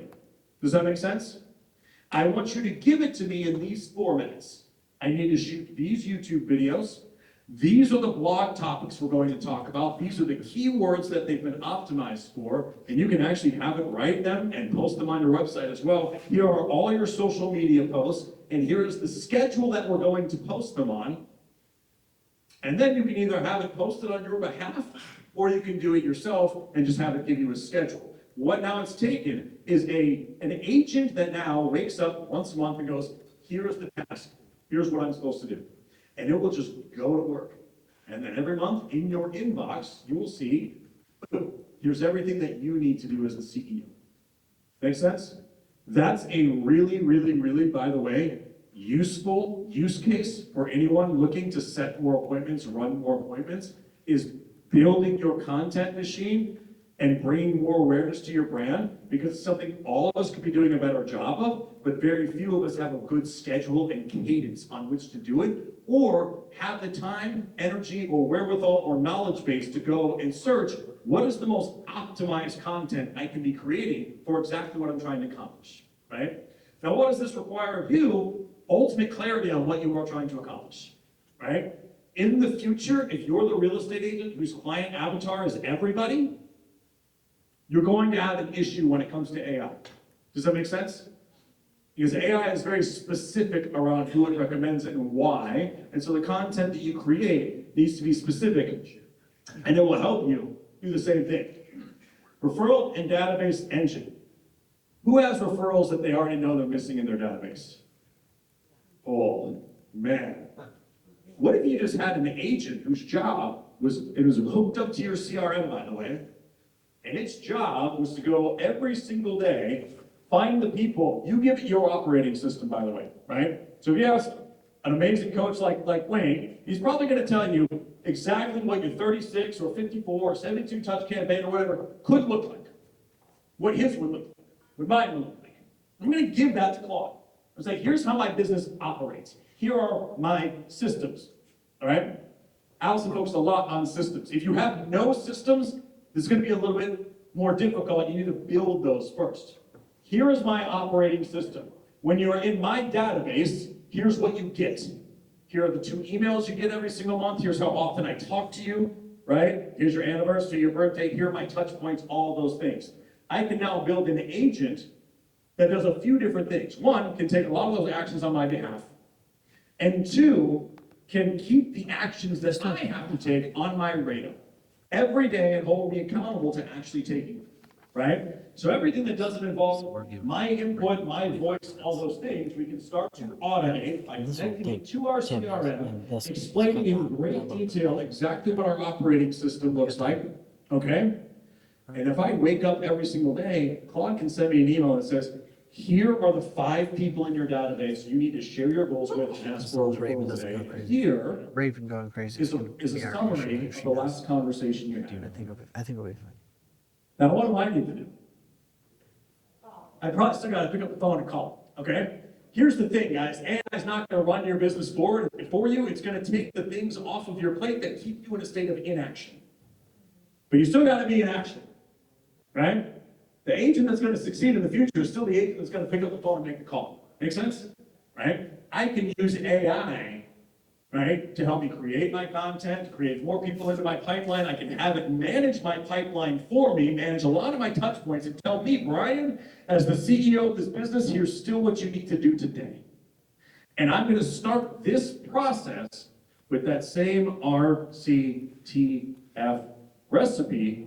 I'm going to put it into a project, and everything that I want to do, I'm going to say, here's exactly what I want to accomplish. Tell me how to do it. Ask me questions so you can gain clarity, and let's build this thing together. Right? I want to have my 5 reconnects, ready to send, all those things. One more, as normal and overtime. Can't do it. Hit the QR code. I'm late.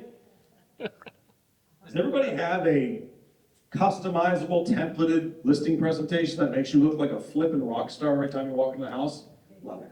You know how long it took me to build ours when I was running a sales team? Like, years, truly, to get it right the way that I wanted it. You can do it in minutes now, but here's the thing. What if I had an agent that every single time I typed in an address, client name, and a brief summary of my conversation with them, right? What are their objections already? Why are they selling? Where are they moving? What are their goals? It goes, I'm going to take your template and I'm going to create the perfect listing presentation for your clients. I'm going to do a ton of market research. I'm going to customize this template with everything local that needs to be in there. And I'm going to design it in a way that it speaks to their goals, their concerns, and the things that are already relevant to them based on the conversation that you've had. You think if I walked into a listing with that presentation, I'd beat out the other 3 or 4 agents that were calling them when they expired the last time? Heck yes. An agent can do that, RCTF, right? So not every one of these use cases might be relevant in your business, but do you see the pattern of what we're trying to accomplish here? Do you feel confident opening up a chat window and going, here's who you are, here's what we're trying to accomplish, here's what I need from you, and then here's the output that I want to do with it? Does it feel like we have the confidence to do that? Here's the thing, if we don't, go try it anyway, and you'll see how user-friendly it is. I'm not gonna use the word easy. I still spend a lot of time actually working on these things. But these simple few use cases here can be multiplied into literally thousands of use cases. That's why I have to wrap it up, and we couldn't go through all of everything that I would love to talk about, but I hope that I gave you an actionable premise.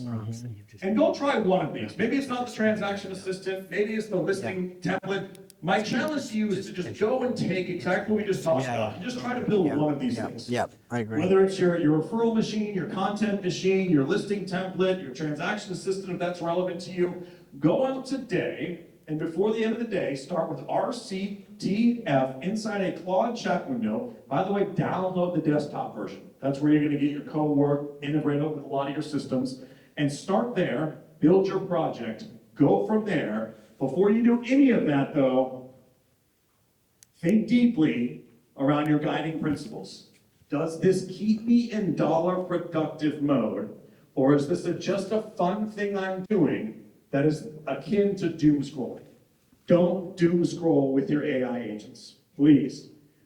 $5 productive activities and no more. Use AI to keep yourself in dollar productive mode. I truly appreciate you guys listening. If you scan the QR code, you get all of those things. Here's the thing, just those prompts right there when you scan the QR code may or may not actually be useful for you. The premise of what I'm talking about and the recipe on how to build it is what I want you to take away from this. So go out and use it, guys. I really appreciate it. Woo! So here, as we look at this, okay, give me 1 or 2 things. What are you getting from this? Is it overwhelming? Is it working?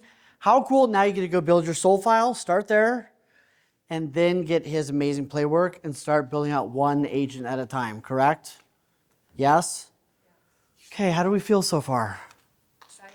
Okay, all right, thank you. All right, we're best friends right now. That's good. Okay, give me one or two takeaways so far. What are you getting from this? Shout them out. What's one or two things you maybe learned or you're going to take action on? Or... RCTF. Yeah, RCTF. Just get great at that. Yeah. Soul file is so good. Yes, I made like I wanted to do things, but I haven't told her who I am, and like that's such a good in-depth thing. Yeah. Somebody else said something.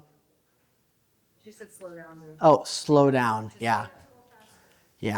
I love the analogy of like the iteration. Like just like when you hire an assistant, you got to go. It takes a while, and I think we have this expectation like, oh, I put in one prompt and it's just done. Like that's crazy. It's the reiterating. It takes a minute. Talk to it. Yeah. Don't skip the process to check your AI to make sure it's doing exactly as you think you prompted it. Yeah. It's like drive-through talking. Did it say what I said? And if not, then he kept refining it until it said what he wanted it to say. Yeah. Yep, absolutely. Okay, turn to your neighbor, give them a high five, tell them they're doing good. That was a little weak. Okay, give your neighbor a real high five. There we go, okay. All right, let's jump into this. So a couple things I want to give you really quick before we go into our next speaker, who is Raven. We've got a couple things coming up. So how amazing is this? Your team, by the way, if you're on the build team, stand up for a second. Who's helping us put build together? Will you guys stand up for a second? All right, look at these amazing people that have put this incredible lineup for build. Give them a huge round. Come on now. I mean, this lineup is insane, correct?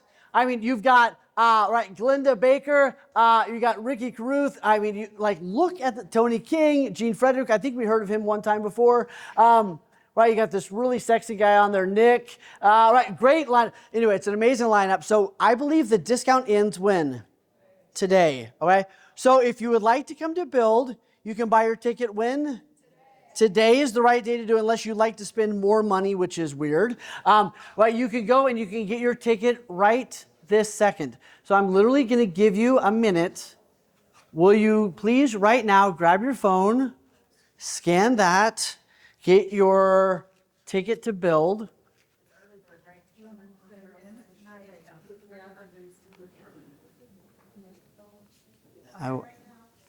Buy it right. Just do it right now. Here's one of the things I've learned as a coach: less homework and more right now.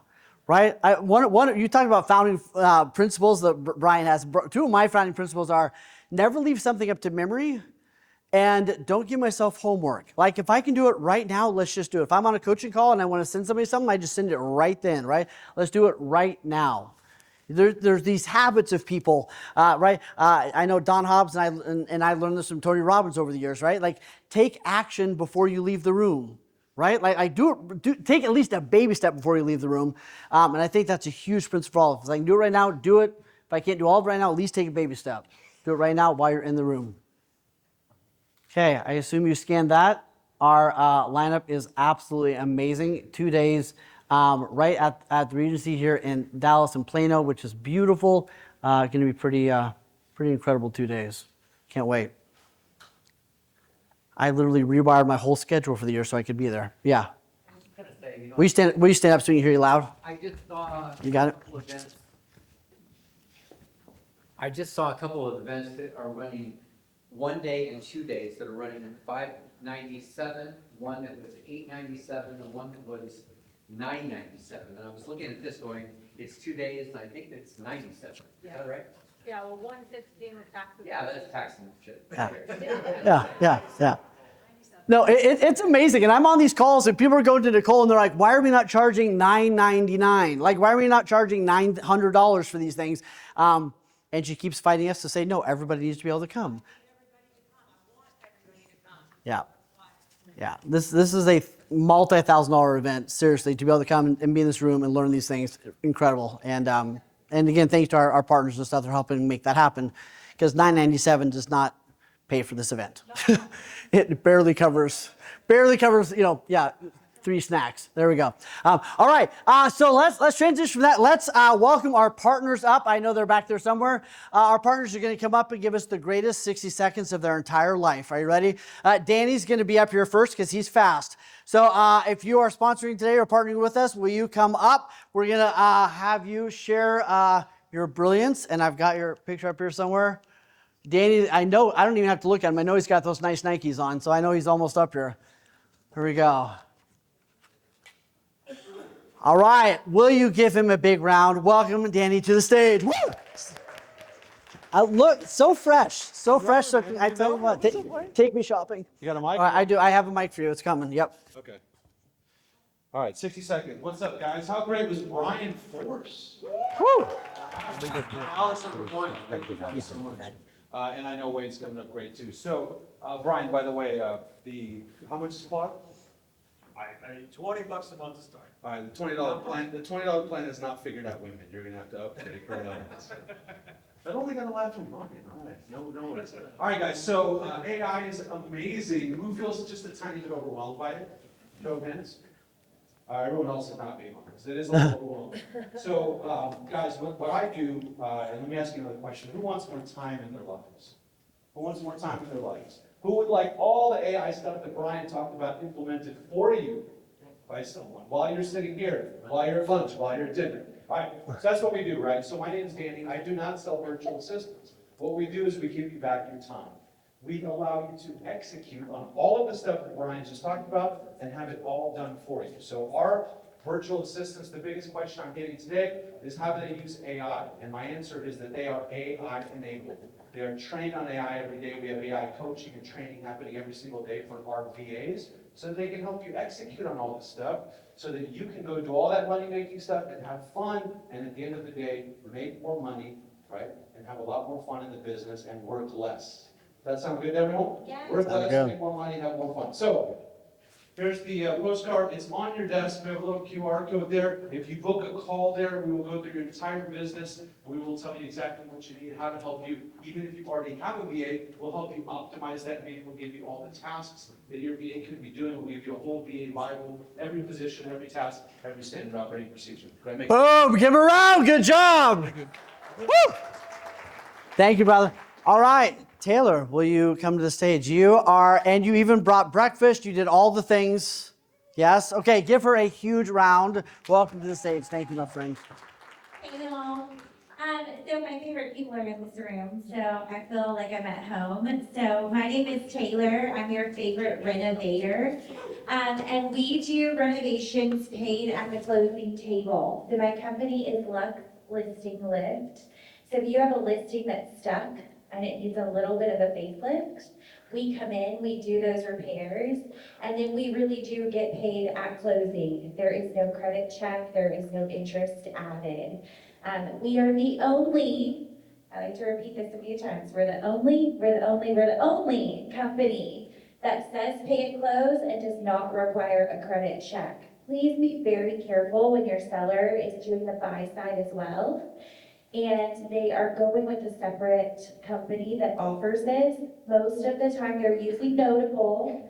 Great company, nothing bad to say about Notable, but it will kill the buy side of your deal. Because they cannot buy a refrigerator, they can't take out a home renovation loan either. So Taylor with Lex Listing Lift, you know what time it is. If you've been at anything that I get to speak at, go ahead and take out your phone because we're about to do a giveaway for World Springs. Who wants to go relax on the floor? Thank you, Flash. Trying to figure that Yeah, out. me too. Yes, thank you. So the first person to text me, first name, last name, and email. Your email is how you get the gift card, so please make sure that I have that. It's gonna be our winner today. And my phone number is 704-449. Sean and Chris. 6033. Awesome. Thank you, Wayne. Woo, there we go. I love it. Man, y'all are doing great. I like this. All right, Sean and Chris, you ready to grace us? All right, give them a big round. See if you can do even better. Go, let's go. Oh, maybe they just didn't see your socks yet. Those are, you're doing good. There you go. Color coordinated. There you go. I like it. There you go. Take it away. Hey, Sean Stevens with Capital Title. This is Chris Walker, our client-facing attorney. We have Scott Moyes, division president over here. What's so fun? Chris and I have a We got You got it. it. He's a good attorney, yeah. He's a great attorney. And he is here to answer your questions, your clients' questions, to help you provide language in the contract, in the amendments, in the addendums, et cetera, representative and employee of Capital Title, so there are no additional legal fees to go along with that. You just have to be a client of Capital Title. So, very important part of your business. This is an interactive 60 seconds. So, who here in the crowd is here looking to add ROI to their business? Show of hands. That's it? The rest of you just kind of here hanging out, got nothing better to do? All right, so when you go, we here with leadership at Capital Title are looking for the same thing. We're looking for a return on our investment. How many of you, when you go on a listing appointment, ask for the business? Show of hands. Yes. Wow, so only about 40% of you are getting the listing on the first meeting. Who, when they meet a buyer prospects, ask them to work with them and let them help them buy their home? Told you it was interactive. Surely you're asking for the business when you go on those appointments, right? Guess what? That's what we're doing here also. We support you all year long. You have leadership that shows up to the monthly meetings and the quarterly events, but we would like to be your business partner. We would like to work with you in order for us to keep doing these and keep sponsoring these and keep being an affiliate with you. So we're here asking for the business. If you get an opportunity to write us in on a contract, please write Capital Title. If you're looking for a local office or you need a representative, you can see one of us. You can give us a call at any time, and we'll be happy to tell you where to direct the contract to. Same thing if you get a contract and Capital Title is written on the contract, you just accept the contract and don't worry yourself. Fair enough? Thank you so much for your time. Oh, all right. You gonna go? Thank you, my friend. All right, and seriously, all of you, we appreciate you sponsoring and partnering with us. Like, I love that you are, and Don keeps correcting me on this, but I love that they're actually truly acting as partners with us on this. So they're helping invite the agents, they show up, they participate, they don't just come here for 5 seconds to disappear. So please send them just one, like send them a deal, right, and see how it goes, work with them, but at least give them that opportunity since they're here helping us do this over and over and over. Sound good? Okay. All right, Brianna, are you ready? Okay, I know I caught you right at the exact wrong moment. You thought I was going to keep going. Like, he's going to talk forever. All right, give her a big round. Thank you for being here. Thank you. I am Brianna St. George with Homeowners Financial Group. We are a mortgage lending group here in the Dallas-Fort Worth area. We have all loans, as you know. Lately I've been having a lot of questions about I-10 loans, and yes, we do have those. So if you have some non-QM buyers, please send them our way. I am giving away a $25 Starbucks gift card to the third person that texts me at 817-821-9985. And yes, you will be getting my contact card in return, so you can save it in your phone.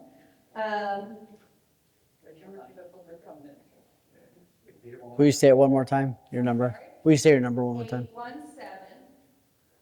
817-821-9985. Carly, where are you? You're my third person. There you go. There you go.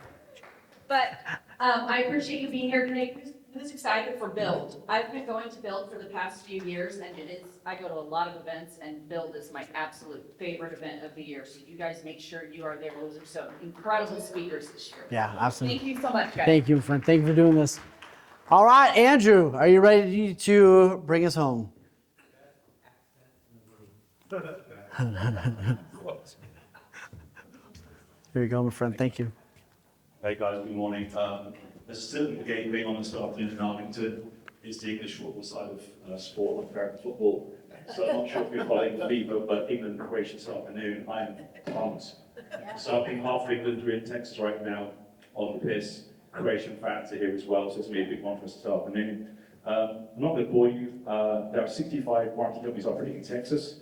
I'm not talking about cost and coverages, that's the boring side, more about risk and referrals. So if you are an agent with listings and closings coming up and you worry about after closing issues and disputes, come talk to me.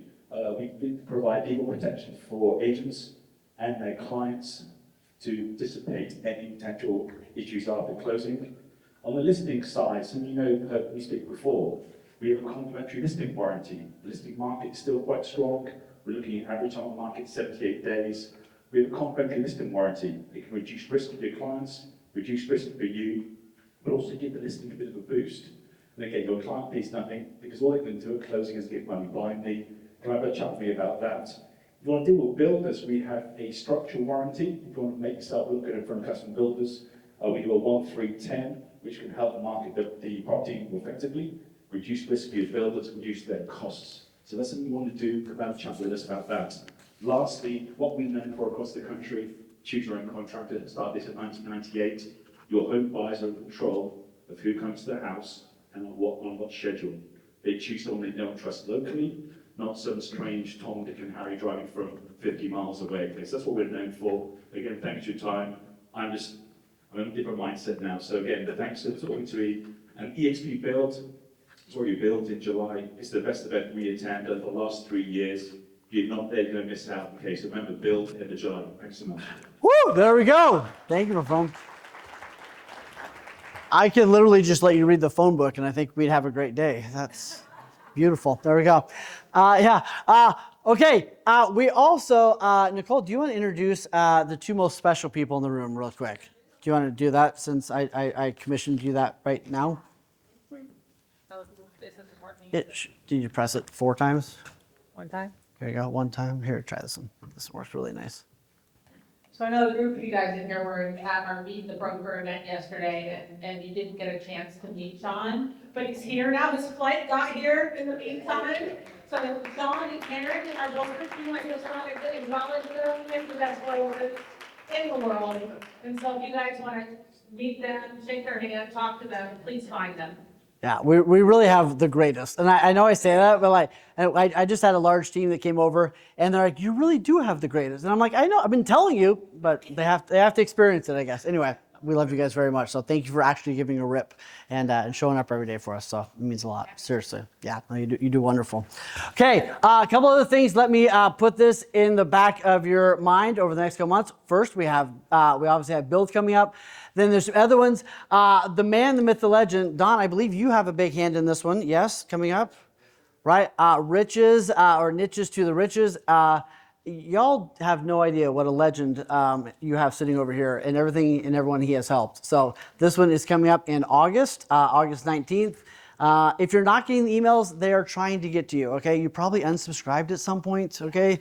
Love you. When you're like, I don't get anything, it's probably because your robot unsubscribed you from the 48 emails we're trying to send you about events. So if you're not getting emails, let us know. We'll resubscribe you. We will help you. So they're trying to get to you. We also have Resmercial coming up in September 16th. Then we have Finish Strong closer to the end of the year, which is going to be amazing. So we've got those coming up. You'll get announcements. Make sure you follow it. And we got all those things coming at you. So, okay. They can sign up today for any of those. Yeah. Okay, so this is the code. Which is the code that gets? Well, I was so close. Forward, back, forward. Yes. Forward. This one? No. I don't think it's. I don't think it's there. Forward. Right there. That code. Okay, yes. I was looking for the QR code, sorry. I was looking for the QR code, not the code. There you go. That's on me. That's The QR code. You know, this is my A game. This is the best that I brought. My son is here, and he's going to be like, Dad, obviously you're not good at what you do. So thank you for bringing that to my attention. I will be bullied for the way home. Somebody asked me one time, they're like, Wayne, how do you remain humble? And I was like, that's a weird question. But I was like, I have 5 accountability partners at home. And as a single dad with 5 kids, humility is not something I struggle with. It is a constant reinforcement of everything that I can improve on. So much love-ish. All right, let's do this before our next person. How many of you realize that energy management is a big deal these days? And it's one of the things you are in control, right? There's three things to control your state: your body, what's your body doing, the language you're using, and then what you choose to focus on. Those are the three things you can change at any time to change your state. Have you ever had one of those moments where it's like the end of the day, you finally get home, you're exhausted, you're on the edge of death, you feel like, you finally make it to the couch, and your partner asks you to take the trash out. And it's like, I would die. Like, I would just die in the driveway. Like, there's no way I could do that. I don't have the human strength to get to the street and back, right? Like, and then a couple of minutes later, your best friend calls you and says, I have tickets to the game tonight. Woo, let's go. Come on now. What are you wearing? What are you going to be here? Right? What are we doing? Right? Hey, all of a sudden you went from the edge of death to like, I can take on the world. Which proves to you that you can change your energy that fast. Would you agree? Right? With what your body is doing, the language you're using, and what you choose to focus on. So before we go into the second part, it's been a lot. Your brains are working. Here's what I want you to do. I want you to stand up for a second. So just stand up. Take a deep breath in. Move your arms around a little bit. Okay? I want you to make the sound of how excited you're going to be when your 5 AI agents are working for you 24/7. All right. And it led to a $2 million listing that's already under contract. There we go. All right, we're good there. Okay. Before you sit down, turn to your neighbor and tell them one thing you like about them. If you don't know them, feel free to make it up, okay? Tell them one thing you like about them.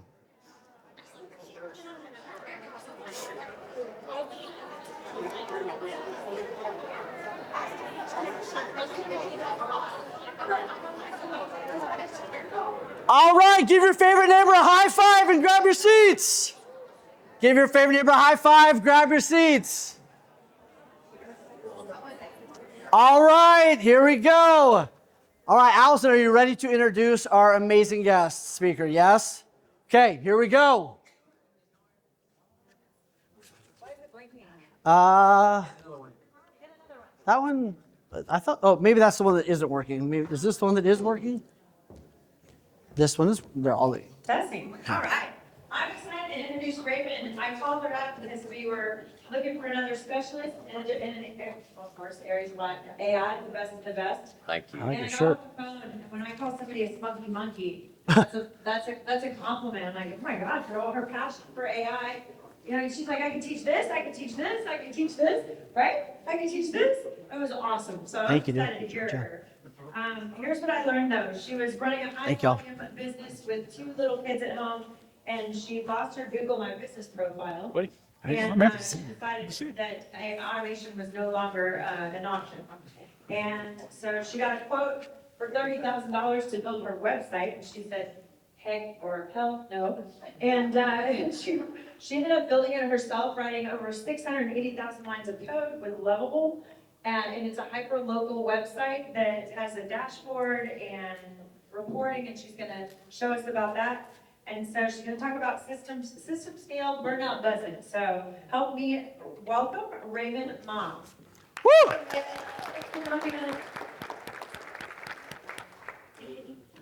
Oh, thank you. Thank you for the tip. Good afternoon or good morning. We're at that transition time, right, everybody? Well, thank you, Allison, for giving me a shout out. And first of all, before I get to my presentation, I just want to personally thank you people for the opportunity to be in. Don, I know you mentioned my name, and that got me into this room. And every time I get to walk into the room, I'm gonna take it as an honor. I'll go fast.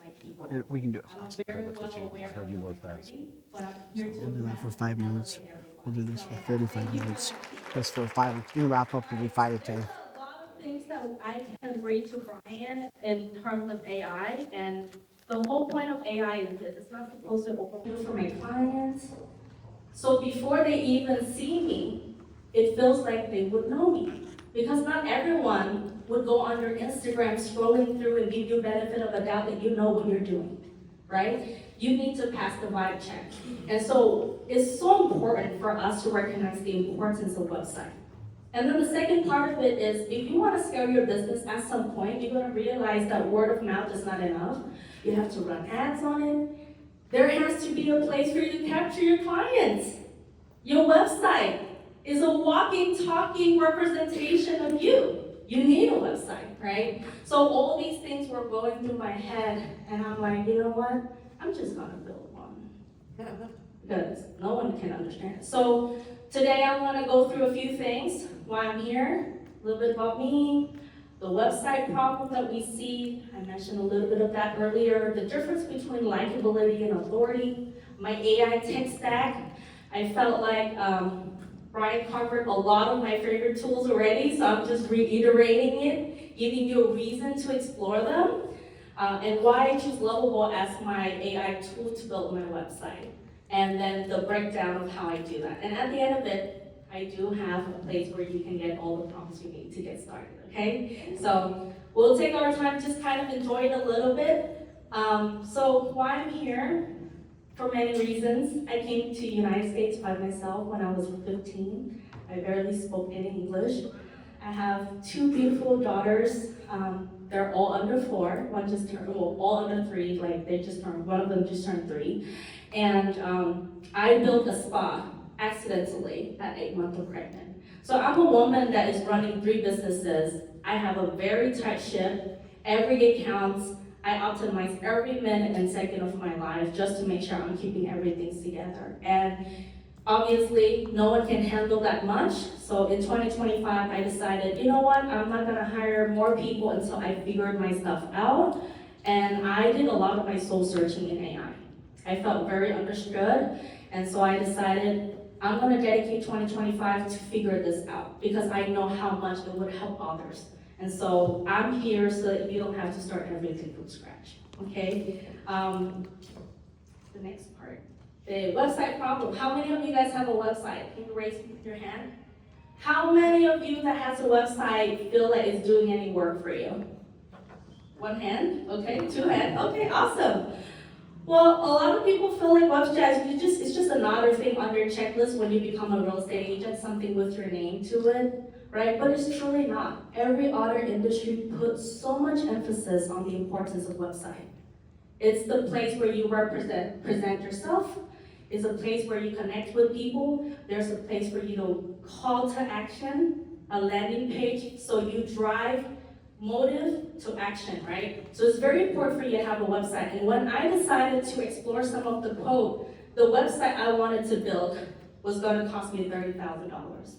Because you know what I want? I want a Zillow level website. I wanted to run analysis for my client and they can export it to PDFs. I want a hyper-local website for cities and neighborhoods, showing them my little touch.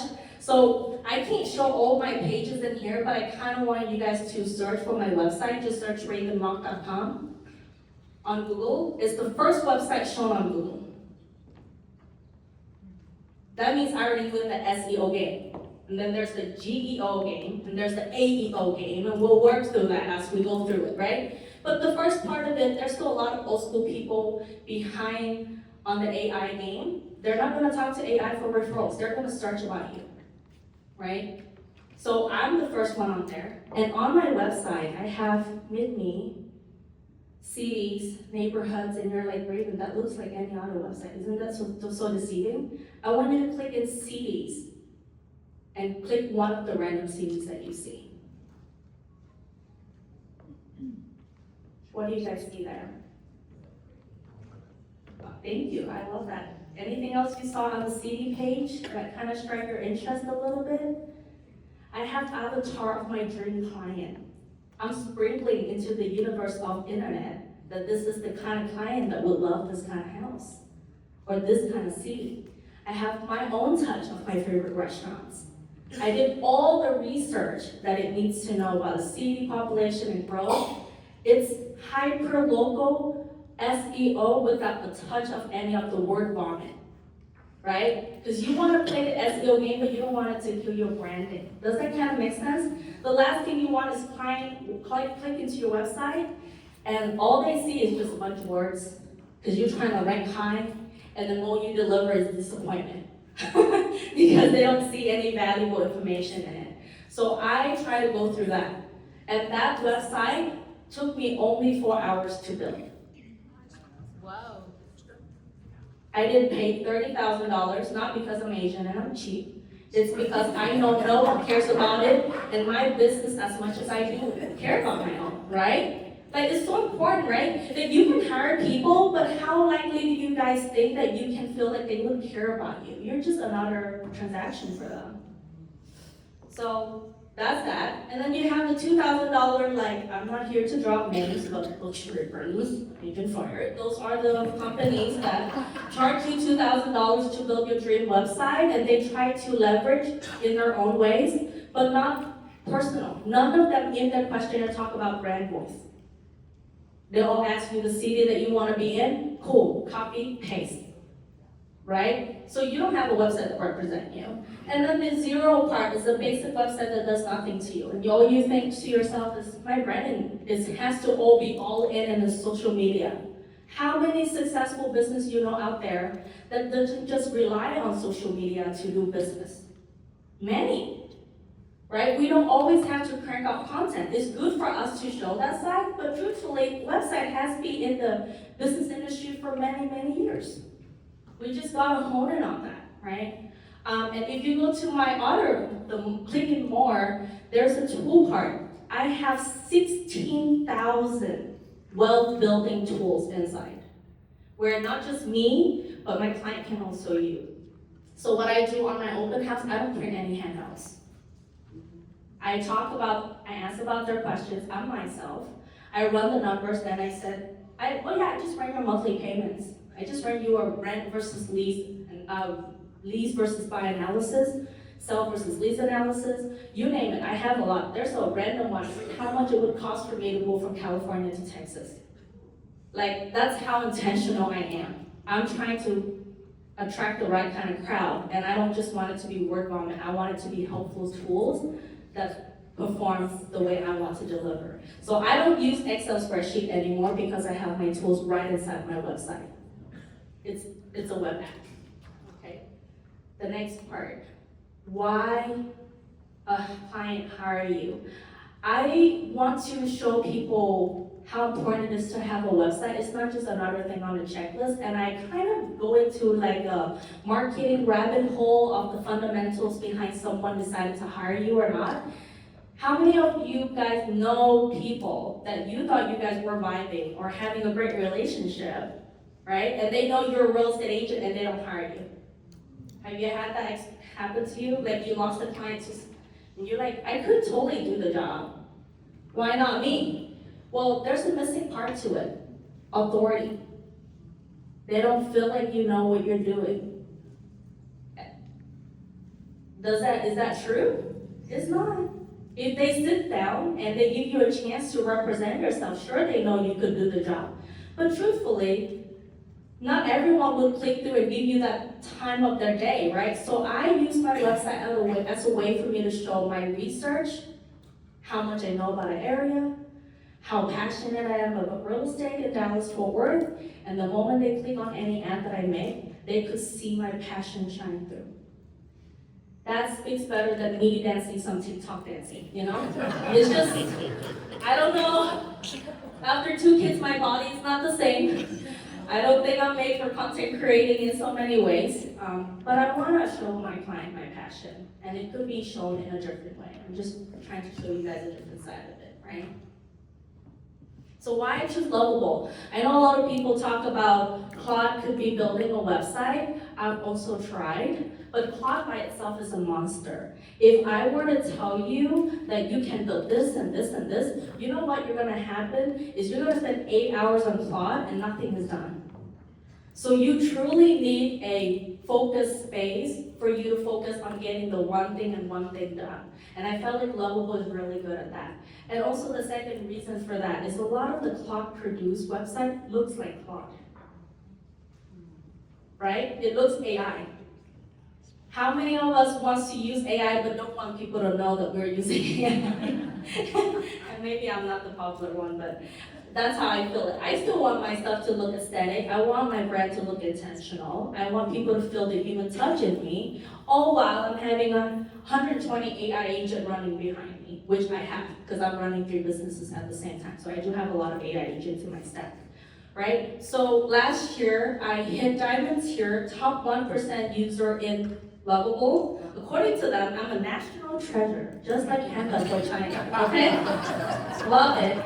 I don't have coding background as well, just like Brian, he also talked to you guys, and I generated 680,000 lines of code. An average engineer generates 20,000 lines of code a year. I did the work of many, all while momming, wifing, surfing, climbing on the road. So trust me, this website is loaded with things that I know would take a team of engineering that I could never afford to create it. And miraculously, AI come into my life and gave me the website of my dream, right? That is also, the lines of code is equivalent to 23,000 hours of manual coding time. That's like a year only hit 8,700 hours. I did 3 years worth of coding. And my website generated 37,000 views alone. You know, there's a difference to go viral on social media and having those views, but when I see someone get into my website, it almost feels to me they're further down in the funnel, don't you agree? 100%. Like, think about it. Even Instagram is trying to generate views just so that people can click in what? LinkedIn bio. So for me, I have that hit list, like hit record of 27,000 views. And you know what's so funny? When I met my client, they felt like I already knew it all. That they dropped their shoulder. I felt like they could trust me for many, many different reasons, right? I come prepared with my listing presentation, but they also felt like I already know what I'm doing. And that is so hard to earn if you try to do all that in your listing presentation. So you want your website to do a little bit of weightlifting for you, plus the email templates, and then the presentation. Then you just close the deal, right? So I didn't just build a simple website, I built a system that handles the 80% of my work. It does the research for me, the data, the local expertise, so that I can truly focus on building a relationship-based business. And I want people to feel that.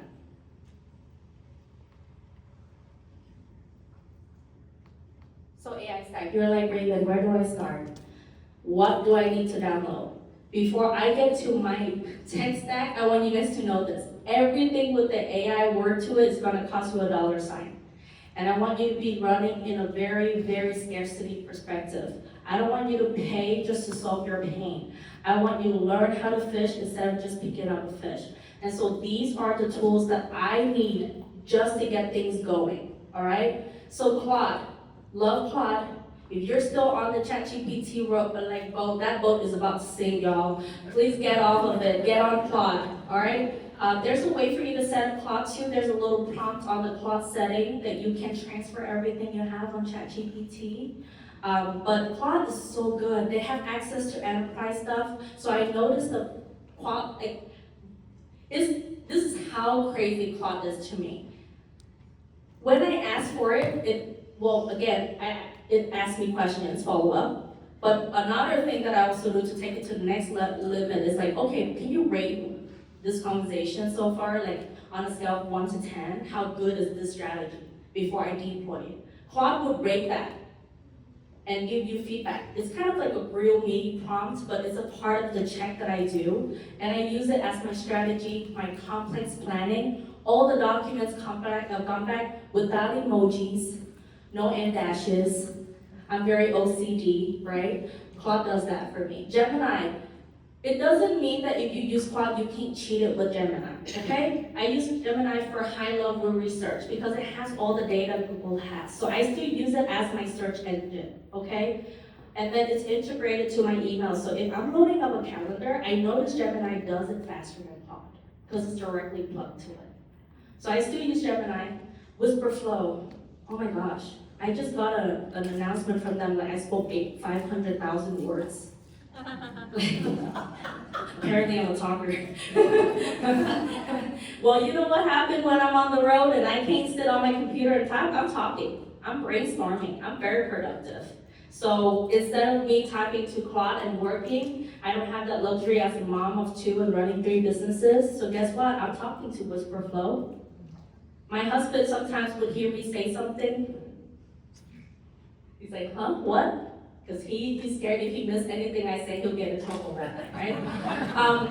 Well, I was talking to WhisperFlow, so I literally like come to you is to WhisperFlow, right? Because WhisperFlow takes all the words that I say and it saves it in a centralized database. So I can always copy what I said and refer to what I said. And I paste it into any AI tools that I use. Love WhisperFlow, okay? Perplexity. Cloud is really good with research, but not 100% good. You know what's better? Perplexity. It's very good at deep researching, fact-finding, citations. Another thing that Perplexity could do that Claude cannot do is scanning through your social media, subreddits, the ultimate unrefined opinion. If I want any true facts, I check Perplexity. And recently Perplexity just announced that they're making deep research as their standard native mode, so you don't have to turn it on. Anytime you do any research on Perplexity, it does that. Can I tell you a story? When I first started building my website, going from using AI was go to no AI to AI is already very overwhelming. Then I realized that when I'm doing AI, I'm still having bad habits of doing manual stuff. So my first ever CD when I was researching took me 7 hours. Because I was still copy and pasting and providing that to AI for it to build. And I was like, oh, hold on, that's not right. What if I could use AI for researching too, right? So I start playing around in Perplexity, spot on. Now what it does is I have Perplexity plugged into my Lovable, research every single half a year and refresh it. And if it's bad fact, it leaves it out of it for me. I don't even have to call it out. It updates my website semi-annually without me saying anything. Gamma, do you guys use Canva still? Any of you guys using Canva? All right, I know Canva is launching a lot of AI tools. EXP provided that as well, just name dropping there. But I use Gamma when I'm on the go. So if I need to whip something out really fast before I have the luxury to sit down and refine Claude, Gamma does the bare minimum job for me very quickly. $10 a month, super fast. So I would paste it, I would tell it what it does, prompt, always workflow, okay? And lastly, Lovable. I use this to build my website, to build all the tools that I have. Right now I'm helping quite a few real estate agents building their website on Lovable. And there's no context refresh. If you use Claude, you would know that when you load Claude too much conversations, Claude would literally say compacting, and it makes you, it's compact the conversation because it gets overwhelmed. Well, Lovable will continue to build off of that context. You never run out of that context window. So it's very good, and I could always go back to different versions. I use it to build all my open house landing page, any ads landing page I have, I just load it on there. So I'll run the prompt on Claude, and then I'll paste it onto Lovable. All right? Any questions so far? Does this get you excited about building your website a little bit? Okay, I want you to be excited. There's Claude is only amazing if you are engineering, but I agree with Brian's statements about do what makes the money, while I'm figuring the AI stuff, I still want people to see a good website. It buys me a little bit of time, so I can keep it eventually. So instead of thinking about replacing AI entirely with everything that you do in your business, you should think a little bit high level. What's the first thing people think of you? So that when you tell AI to give you a 30-day ad running prompt, it has somewhere to go, right? Otherwise, things are not going to tie out together. It doesn't make sense, right? So before you start anything, you need to think about your framework. What I would tell you to do is start a Google Doc, type out the cities that you're serving in, right? So before you make those little changes on Lovable and burn through your credits, do a little bit of manual homework outside, and you can use Claude for that. And then have a folder that kind of outline a little bit your font, your logos, your colors, how you talk to your clients, assets like pictures of you and your team, and then think about what kind of call to action that you want to have. There's a lot of things. Download from my prompt, right? schedule your evaluation here with me, schedule a call with me, right? So you wanna think about all of these things. Like I mentioned in here, I have a few options, so you can do like get the guide and deliver it. I use Gamma for all my lead magnet because I don't wanna waste my cloud token for that. So I diverse it over to Gamma and I deliver it to my client. Join the newsletter, book a call. Think about your call to actions, the one that you know for sure you would follow through. Because Claude will recommend you a bunch, but it doesn't understand the full chain of things, and there's gonna be a disconnection, all right? So your page structure. My page structure works for me because that's how my brain works, but I also want you to think, if you don't have to manually build a website yourself, spend a little bit of your time and dedication to think about what kind of experience you want people to have when they get to your website. What city you're serving in. Like I put Woodson Tigers because that's the neighborhood I want to sell more in, right? Very intentional. And when my clients go through this, they're like, wow, wow, wow, wow, call. That's kind of my effect, right? I want to go back to that real fast before I go too far away. So about me, the core, the CD, list all that in your Google Docs. It doesn't have to be perfect. You just like lay your head out, like before you build any prompt. Then you can have Claude refine that for you, all right?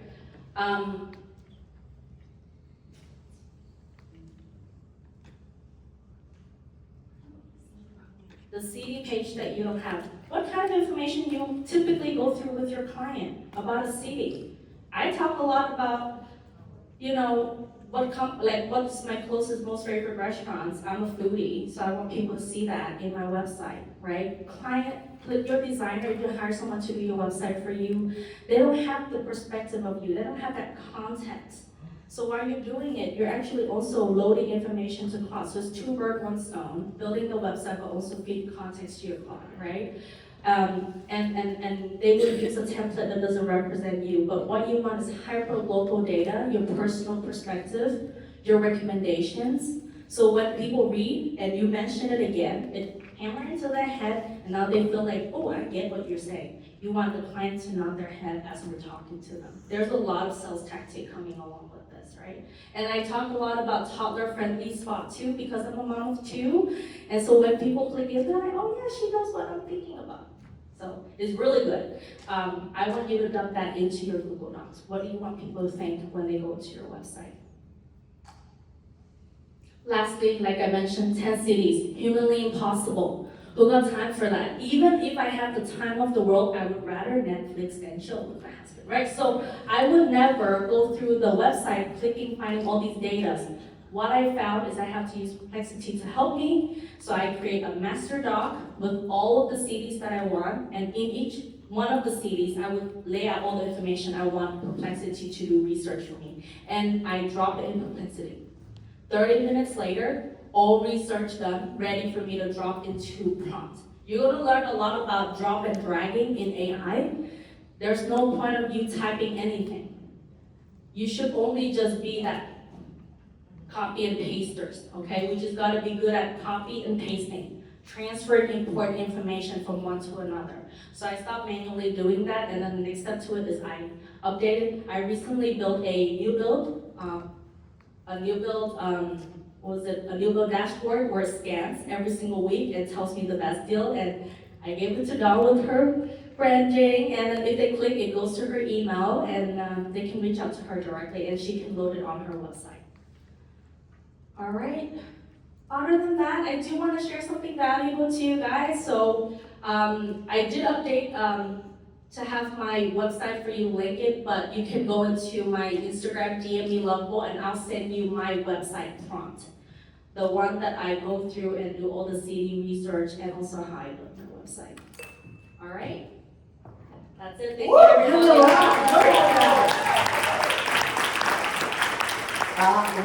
What the remarks and bring you back up to the panel in a second. Was that amazing or not? Yes. The most disappointing part for me was when you gave the married part, because I was halfway through, I was like, I'll marry her right now, this is amazing. But I mean, like.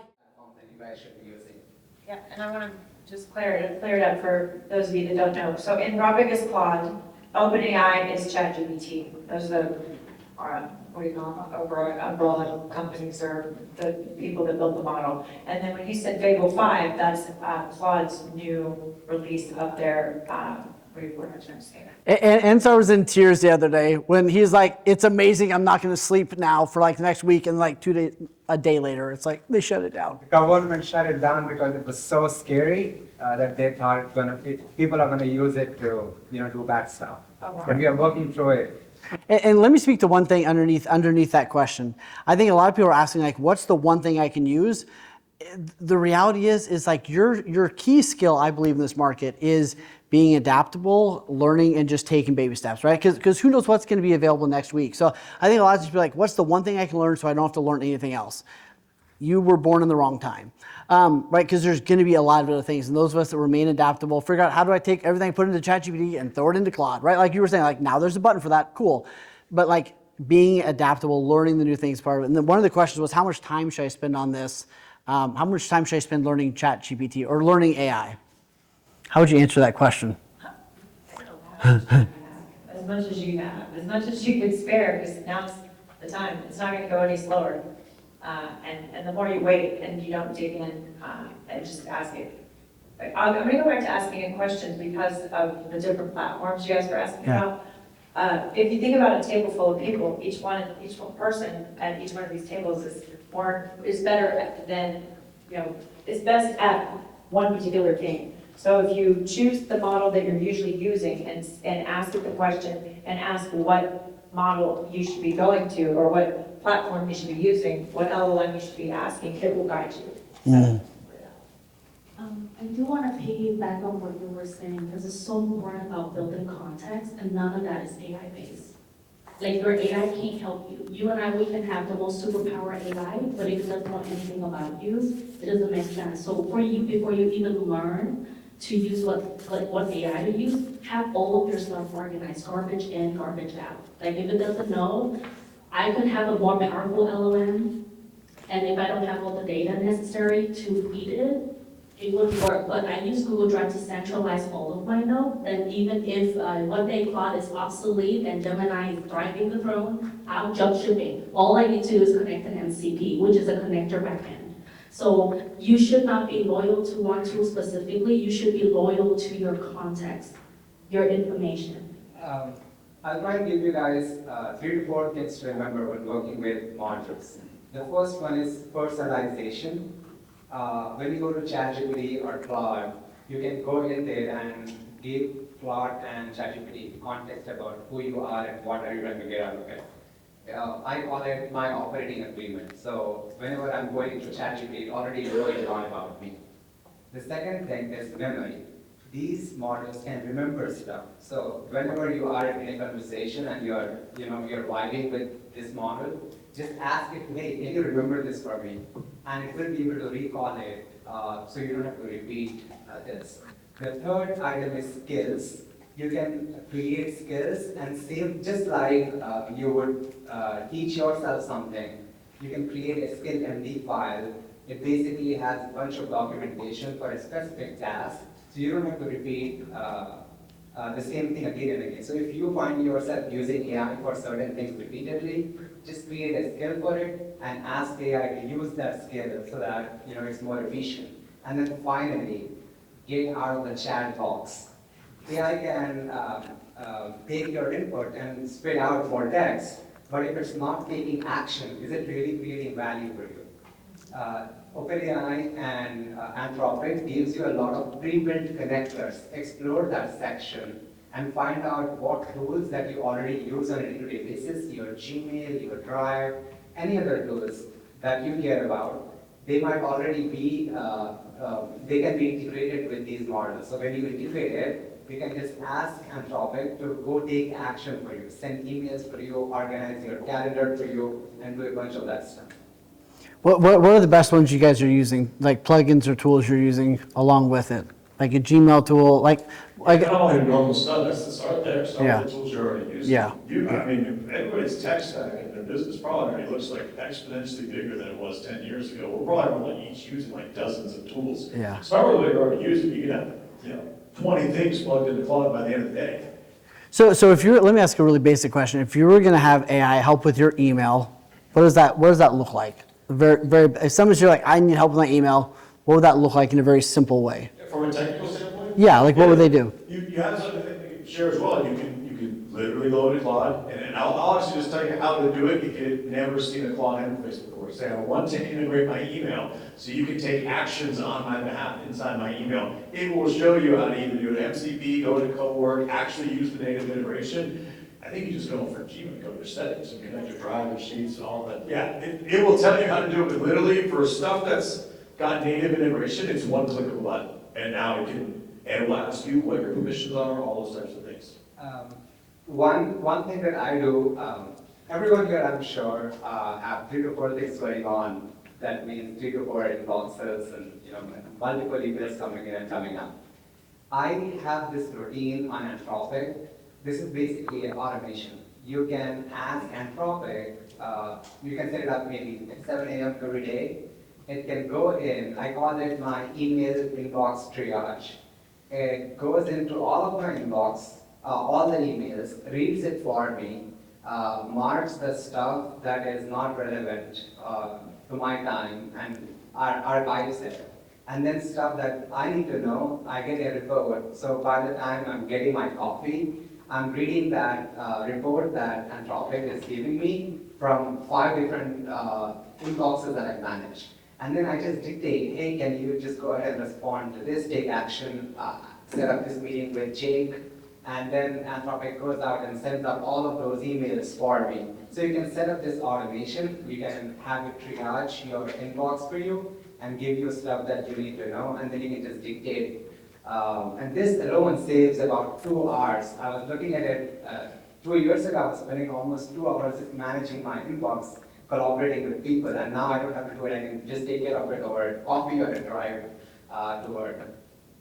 I know what I'm building tonight. Yeah, I know. Oh, it's so amazing. There's no more reason why you can say that I didn't see your email.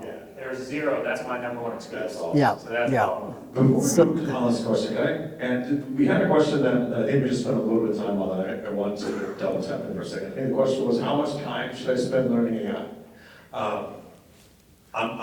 I'm going to assume that I have the permission of whomever asked this question, to be honest, because I'm not going to ask you to raise your hand and ask who asked it.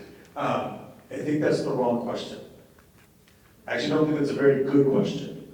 I think that the more that we get down this pathway, the more that you're going to find, and we're all going to find, that the personality profile of the people that are successful in the future will not change. What is the personality profile of people that are successful in the aspect of life? I think it's relatively straightforward.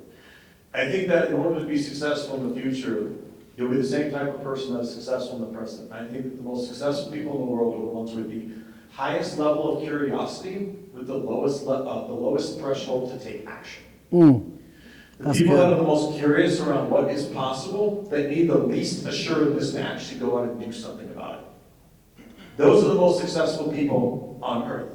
They're the believers, and they're also the ones that will operate with less information than they feel comfortable with to go and take action.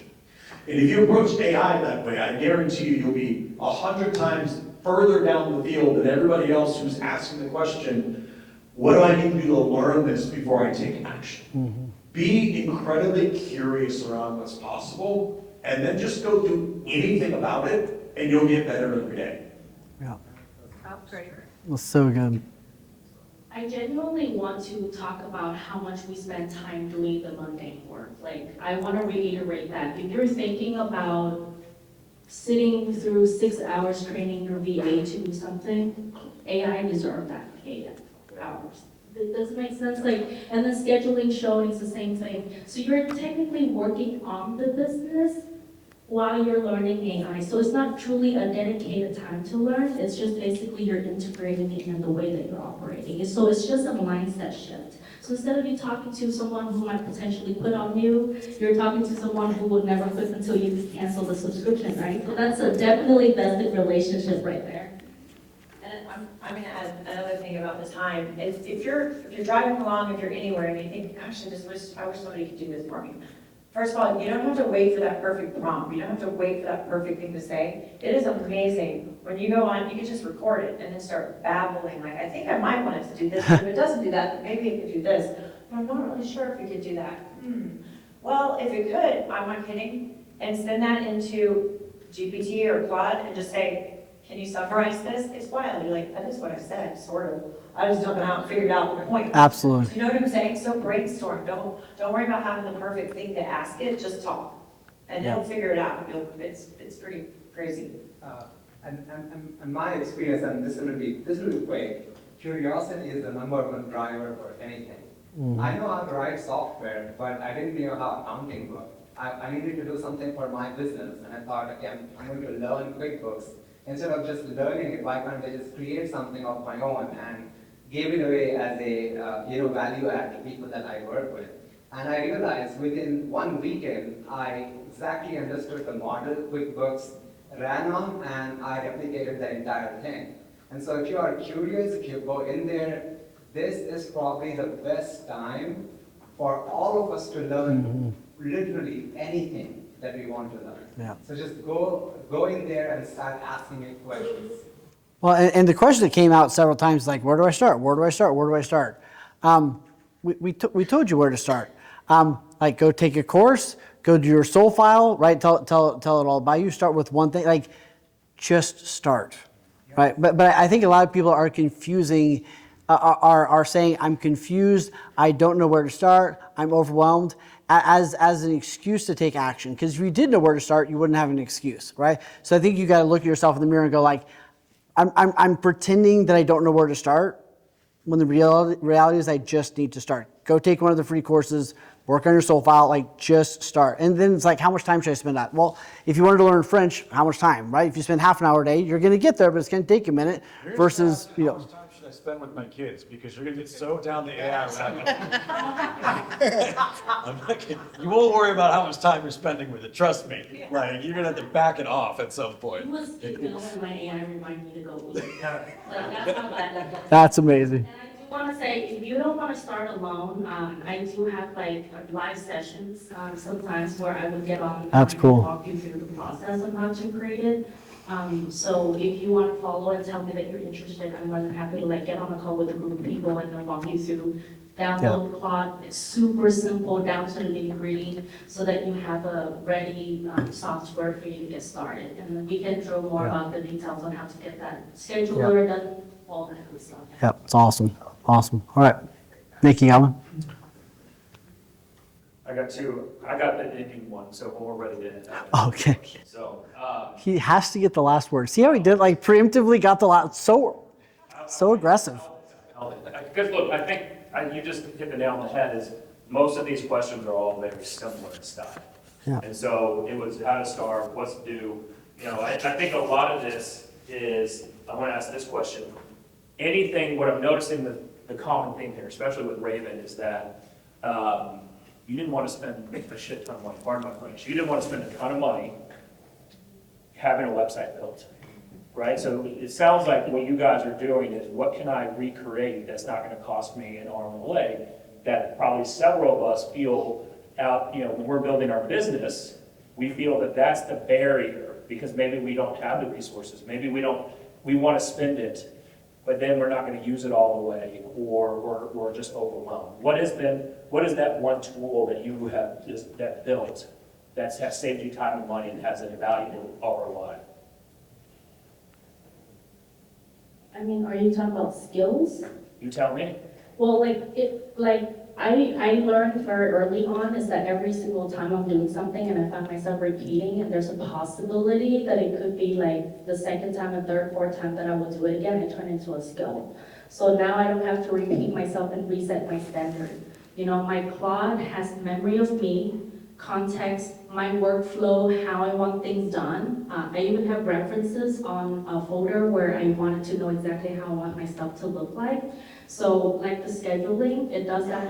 Every morning I get a message from Claude, and I also have Gmail drafted already with all the responses. So all I need to do is go in there and review and approve them.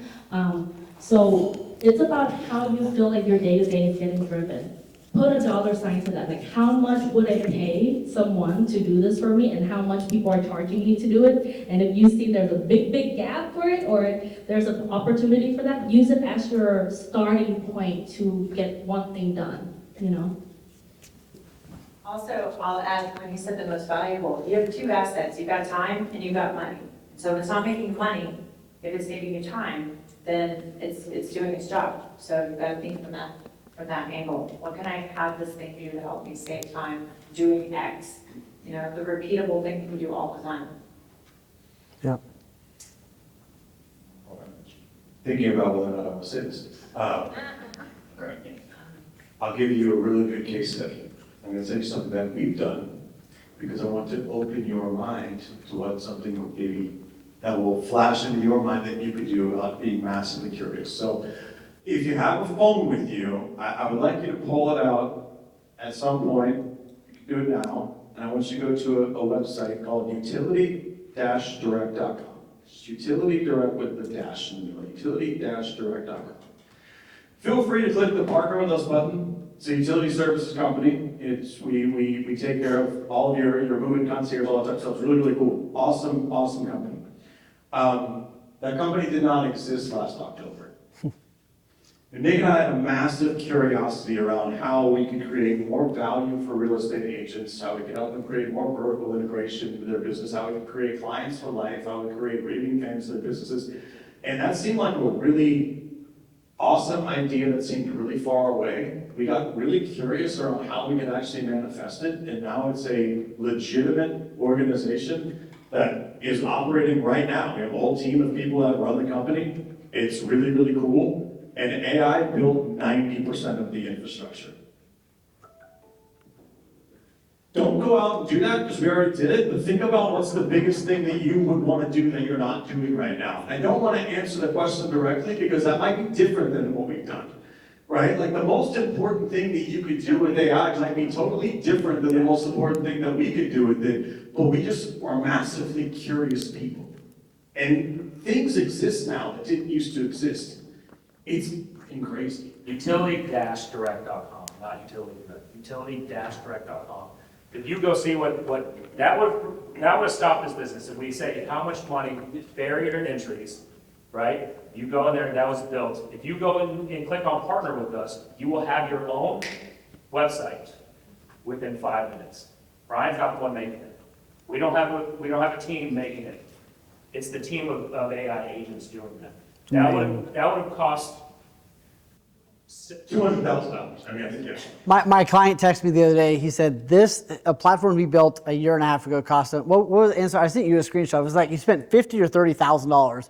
And he goes, recreated it better in like 5 minutes or something. It was like 20 minutes or whatever. He's like literally spent $50,000 hard cash, a year and a half ago. And then this last week created it again in 20 minutes. It was amazing. 22, I spent $35,000 with an SEO company. And it took over a year for me to start getting organic leads. Uh-huh. Ryan rebuilt our property management company, homeworkdfw.com. And the very first day he launched it, organic leads started coming in. It's amazing. All it cost was his time. It took him about a week to rebuild. So if you think about where we are at and where we're headed, why you need to go and start learning this, implementing this today, is because the Ryan forces of the world are going to be 10 miles ahead of you. And then you're going to... Raven will be 10 miles ahead of them.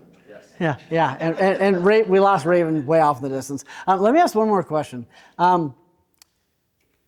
And I hope that this makes sense. What's the point of AI for you? Meaning, I think there's only a point where it can make us so effective and efficient. Like, what are you hoping AI actually does for you in a real sense? Like in a real business sense, in a real life sense? Like, what do you hope it actually does? Is it give you more time? Is it give you better customer service? Like, what do you think, what's the actual end that you hope it gives for you? I'm gonna say this because this is so close to my heart, and I see a lot of women in this room, and typically when I walk into a business, not only naturally we are wired to try to do things ourselves, but there's a lot of women, mother and wife. I recently celebrated 1 year of suicide. I was spread so thin. On the book, I had a perfect life, and it's because me and my perfectionism get in the way. And I felt so invalidated in so many ways because I was trying to do all that. I did not want to disappoint my client because they trust me with their home purchase, right? Like we want to be intentional, but in order for me to do that, I have to be on Canva, I need to do this. I can't teach a VA. I felt like I was going nuts, y'all. Like I was like, is it only me wanting this for my client? I can't hire people to care. And then so I treat AI as a way for me to collapse time to make time for the things that truly matter. Like I'm still with my client. I'm still with my kids. I'm still with my husband. I got my entire calendar of the year loaded onto AI. So now it reminds me like 3:30, get off, pick up your daughter. And I'll get into that rabbit hole. So figuratively, AI is more than just a tool for me to make money from. It's a validation of there's nothing wrong with me wanting the best for my family, myself, and my client. But I feel validated in that sense, and it continues to fuel me to do better in life. Yeah, that's awesome. Yeah.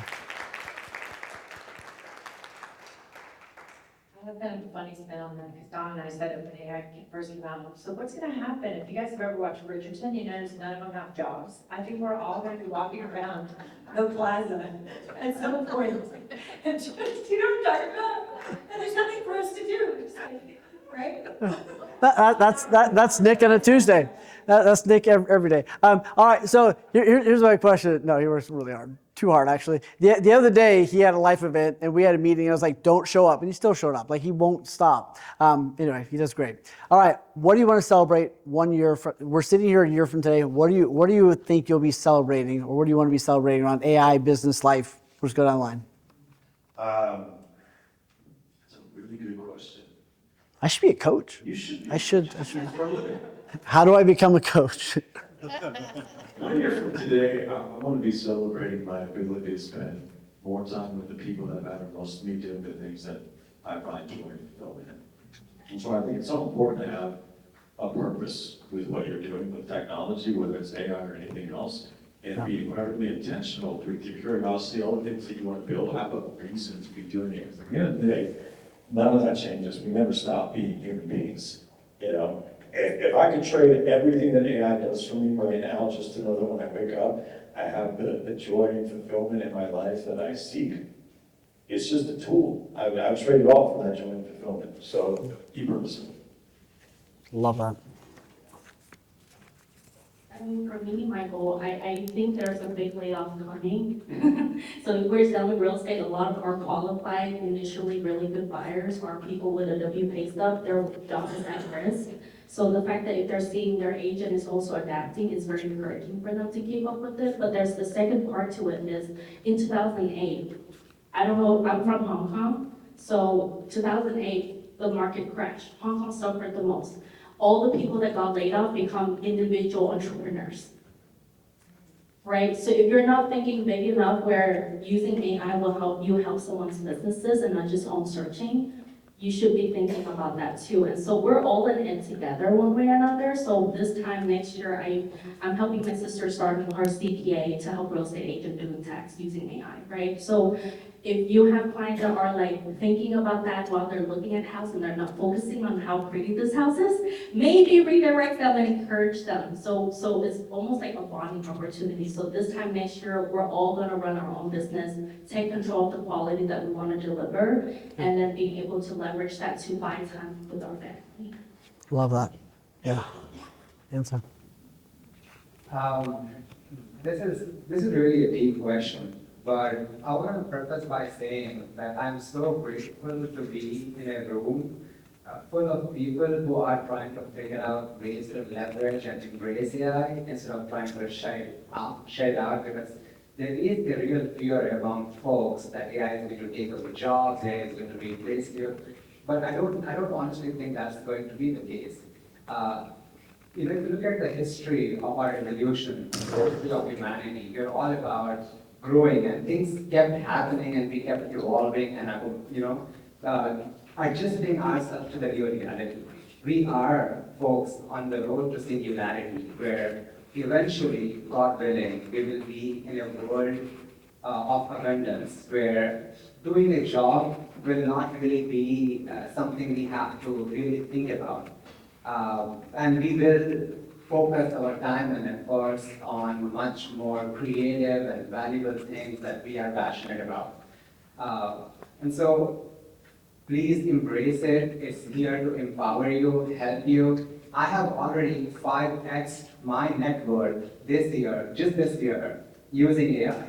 And I'm on the road to building 4 companies by the end of next year, and I'm already engaging with amazing people who are in the same space trying to create and build opportunities. So this is the time to just go build things, as Sam Altman said. So just go take initiative, build things, and empower yourself and the people who you are working with. Yeah. Awesome. That's so good. Yeah.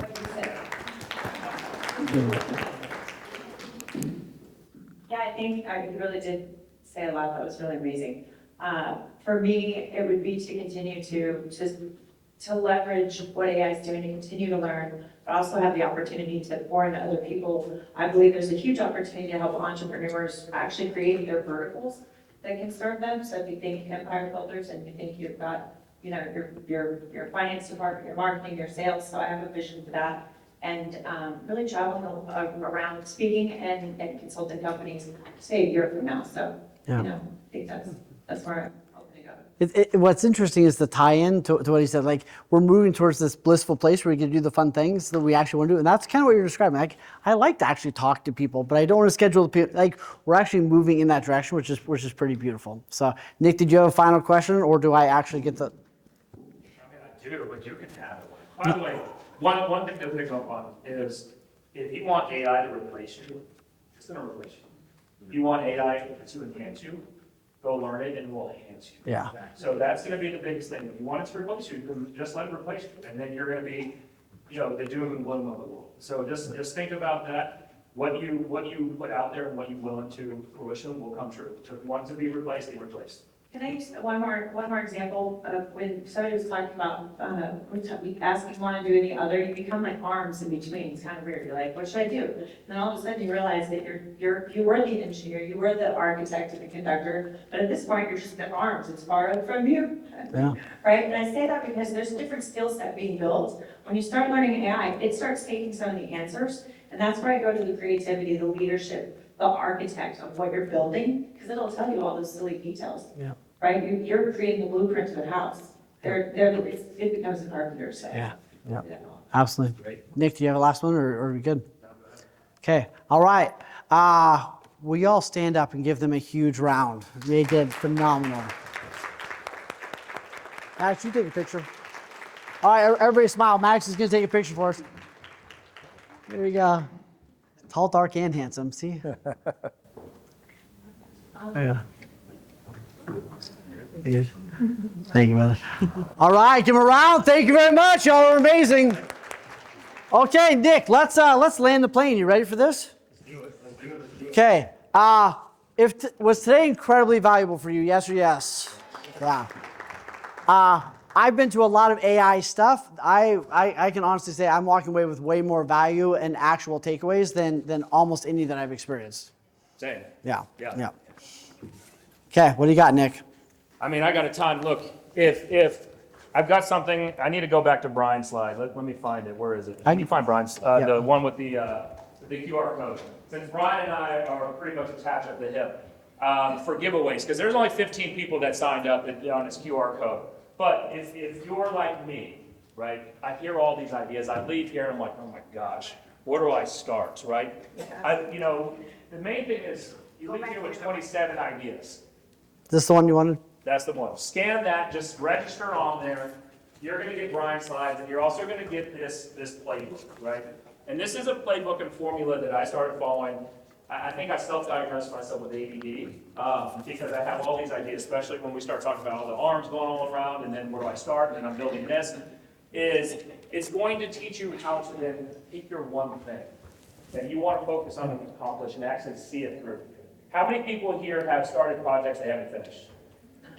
How often does it happen? 9 times out of 10, probably? Probably happens a lot. So we want to follow a formula, because if you look at most of these people, I'm going to give Brian a lot of credit on this, is like once he's in it, he won't even come over for cigars at night because he's like, I'm so deep in the cloud and building this out, and he finished that website in a week and a half, right? So it's gonna take you through step one of picking your one thing. What do you want to take away and start building today? You know, step 2 is gonna be schedule your sprint. Everything else doesn't matter if you're gonna pick that one thing, right? You're gonna schedule that sprint and you're gonna nail it. Then you're gonna build it. You're gonna test it, you're gonna fix it, and then you're gonna launch it. utility-direct.com we didn't just launch it, right? We had to build it, we had to test it, we had to make sure that it worked. We had to tweak it, we had to improve it, and always continue to focus on it. So, and then step 3, right? You're gonna measure one number. What are you measuring? I want to generate more leads. I want to have more conversations started. Maybe I want to lower my cost per lead if you're in the pay-per-click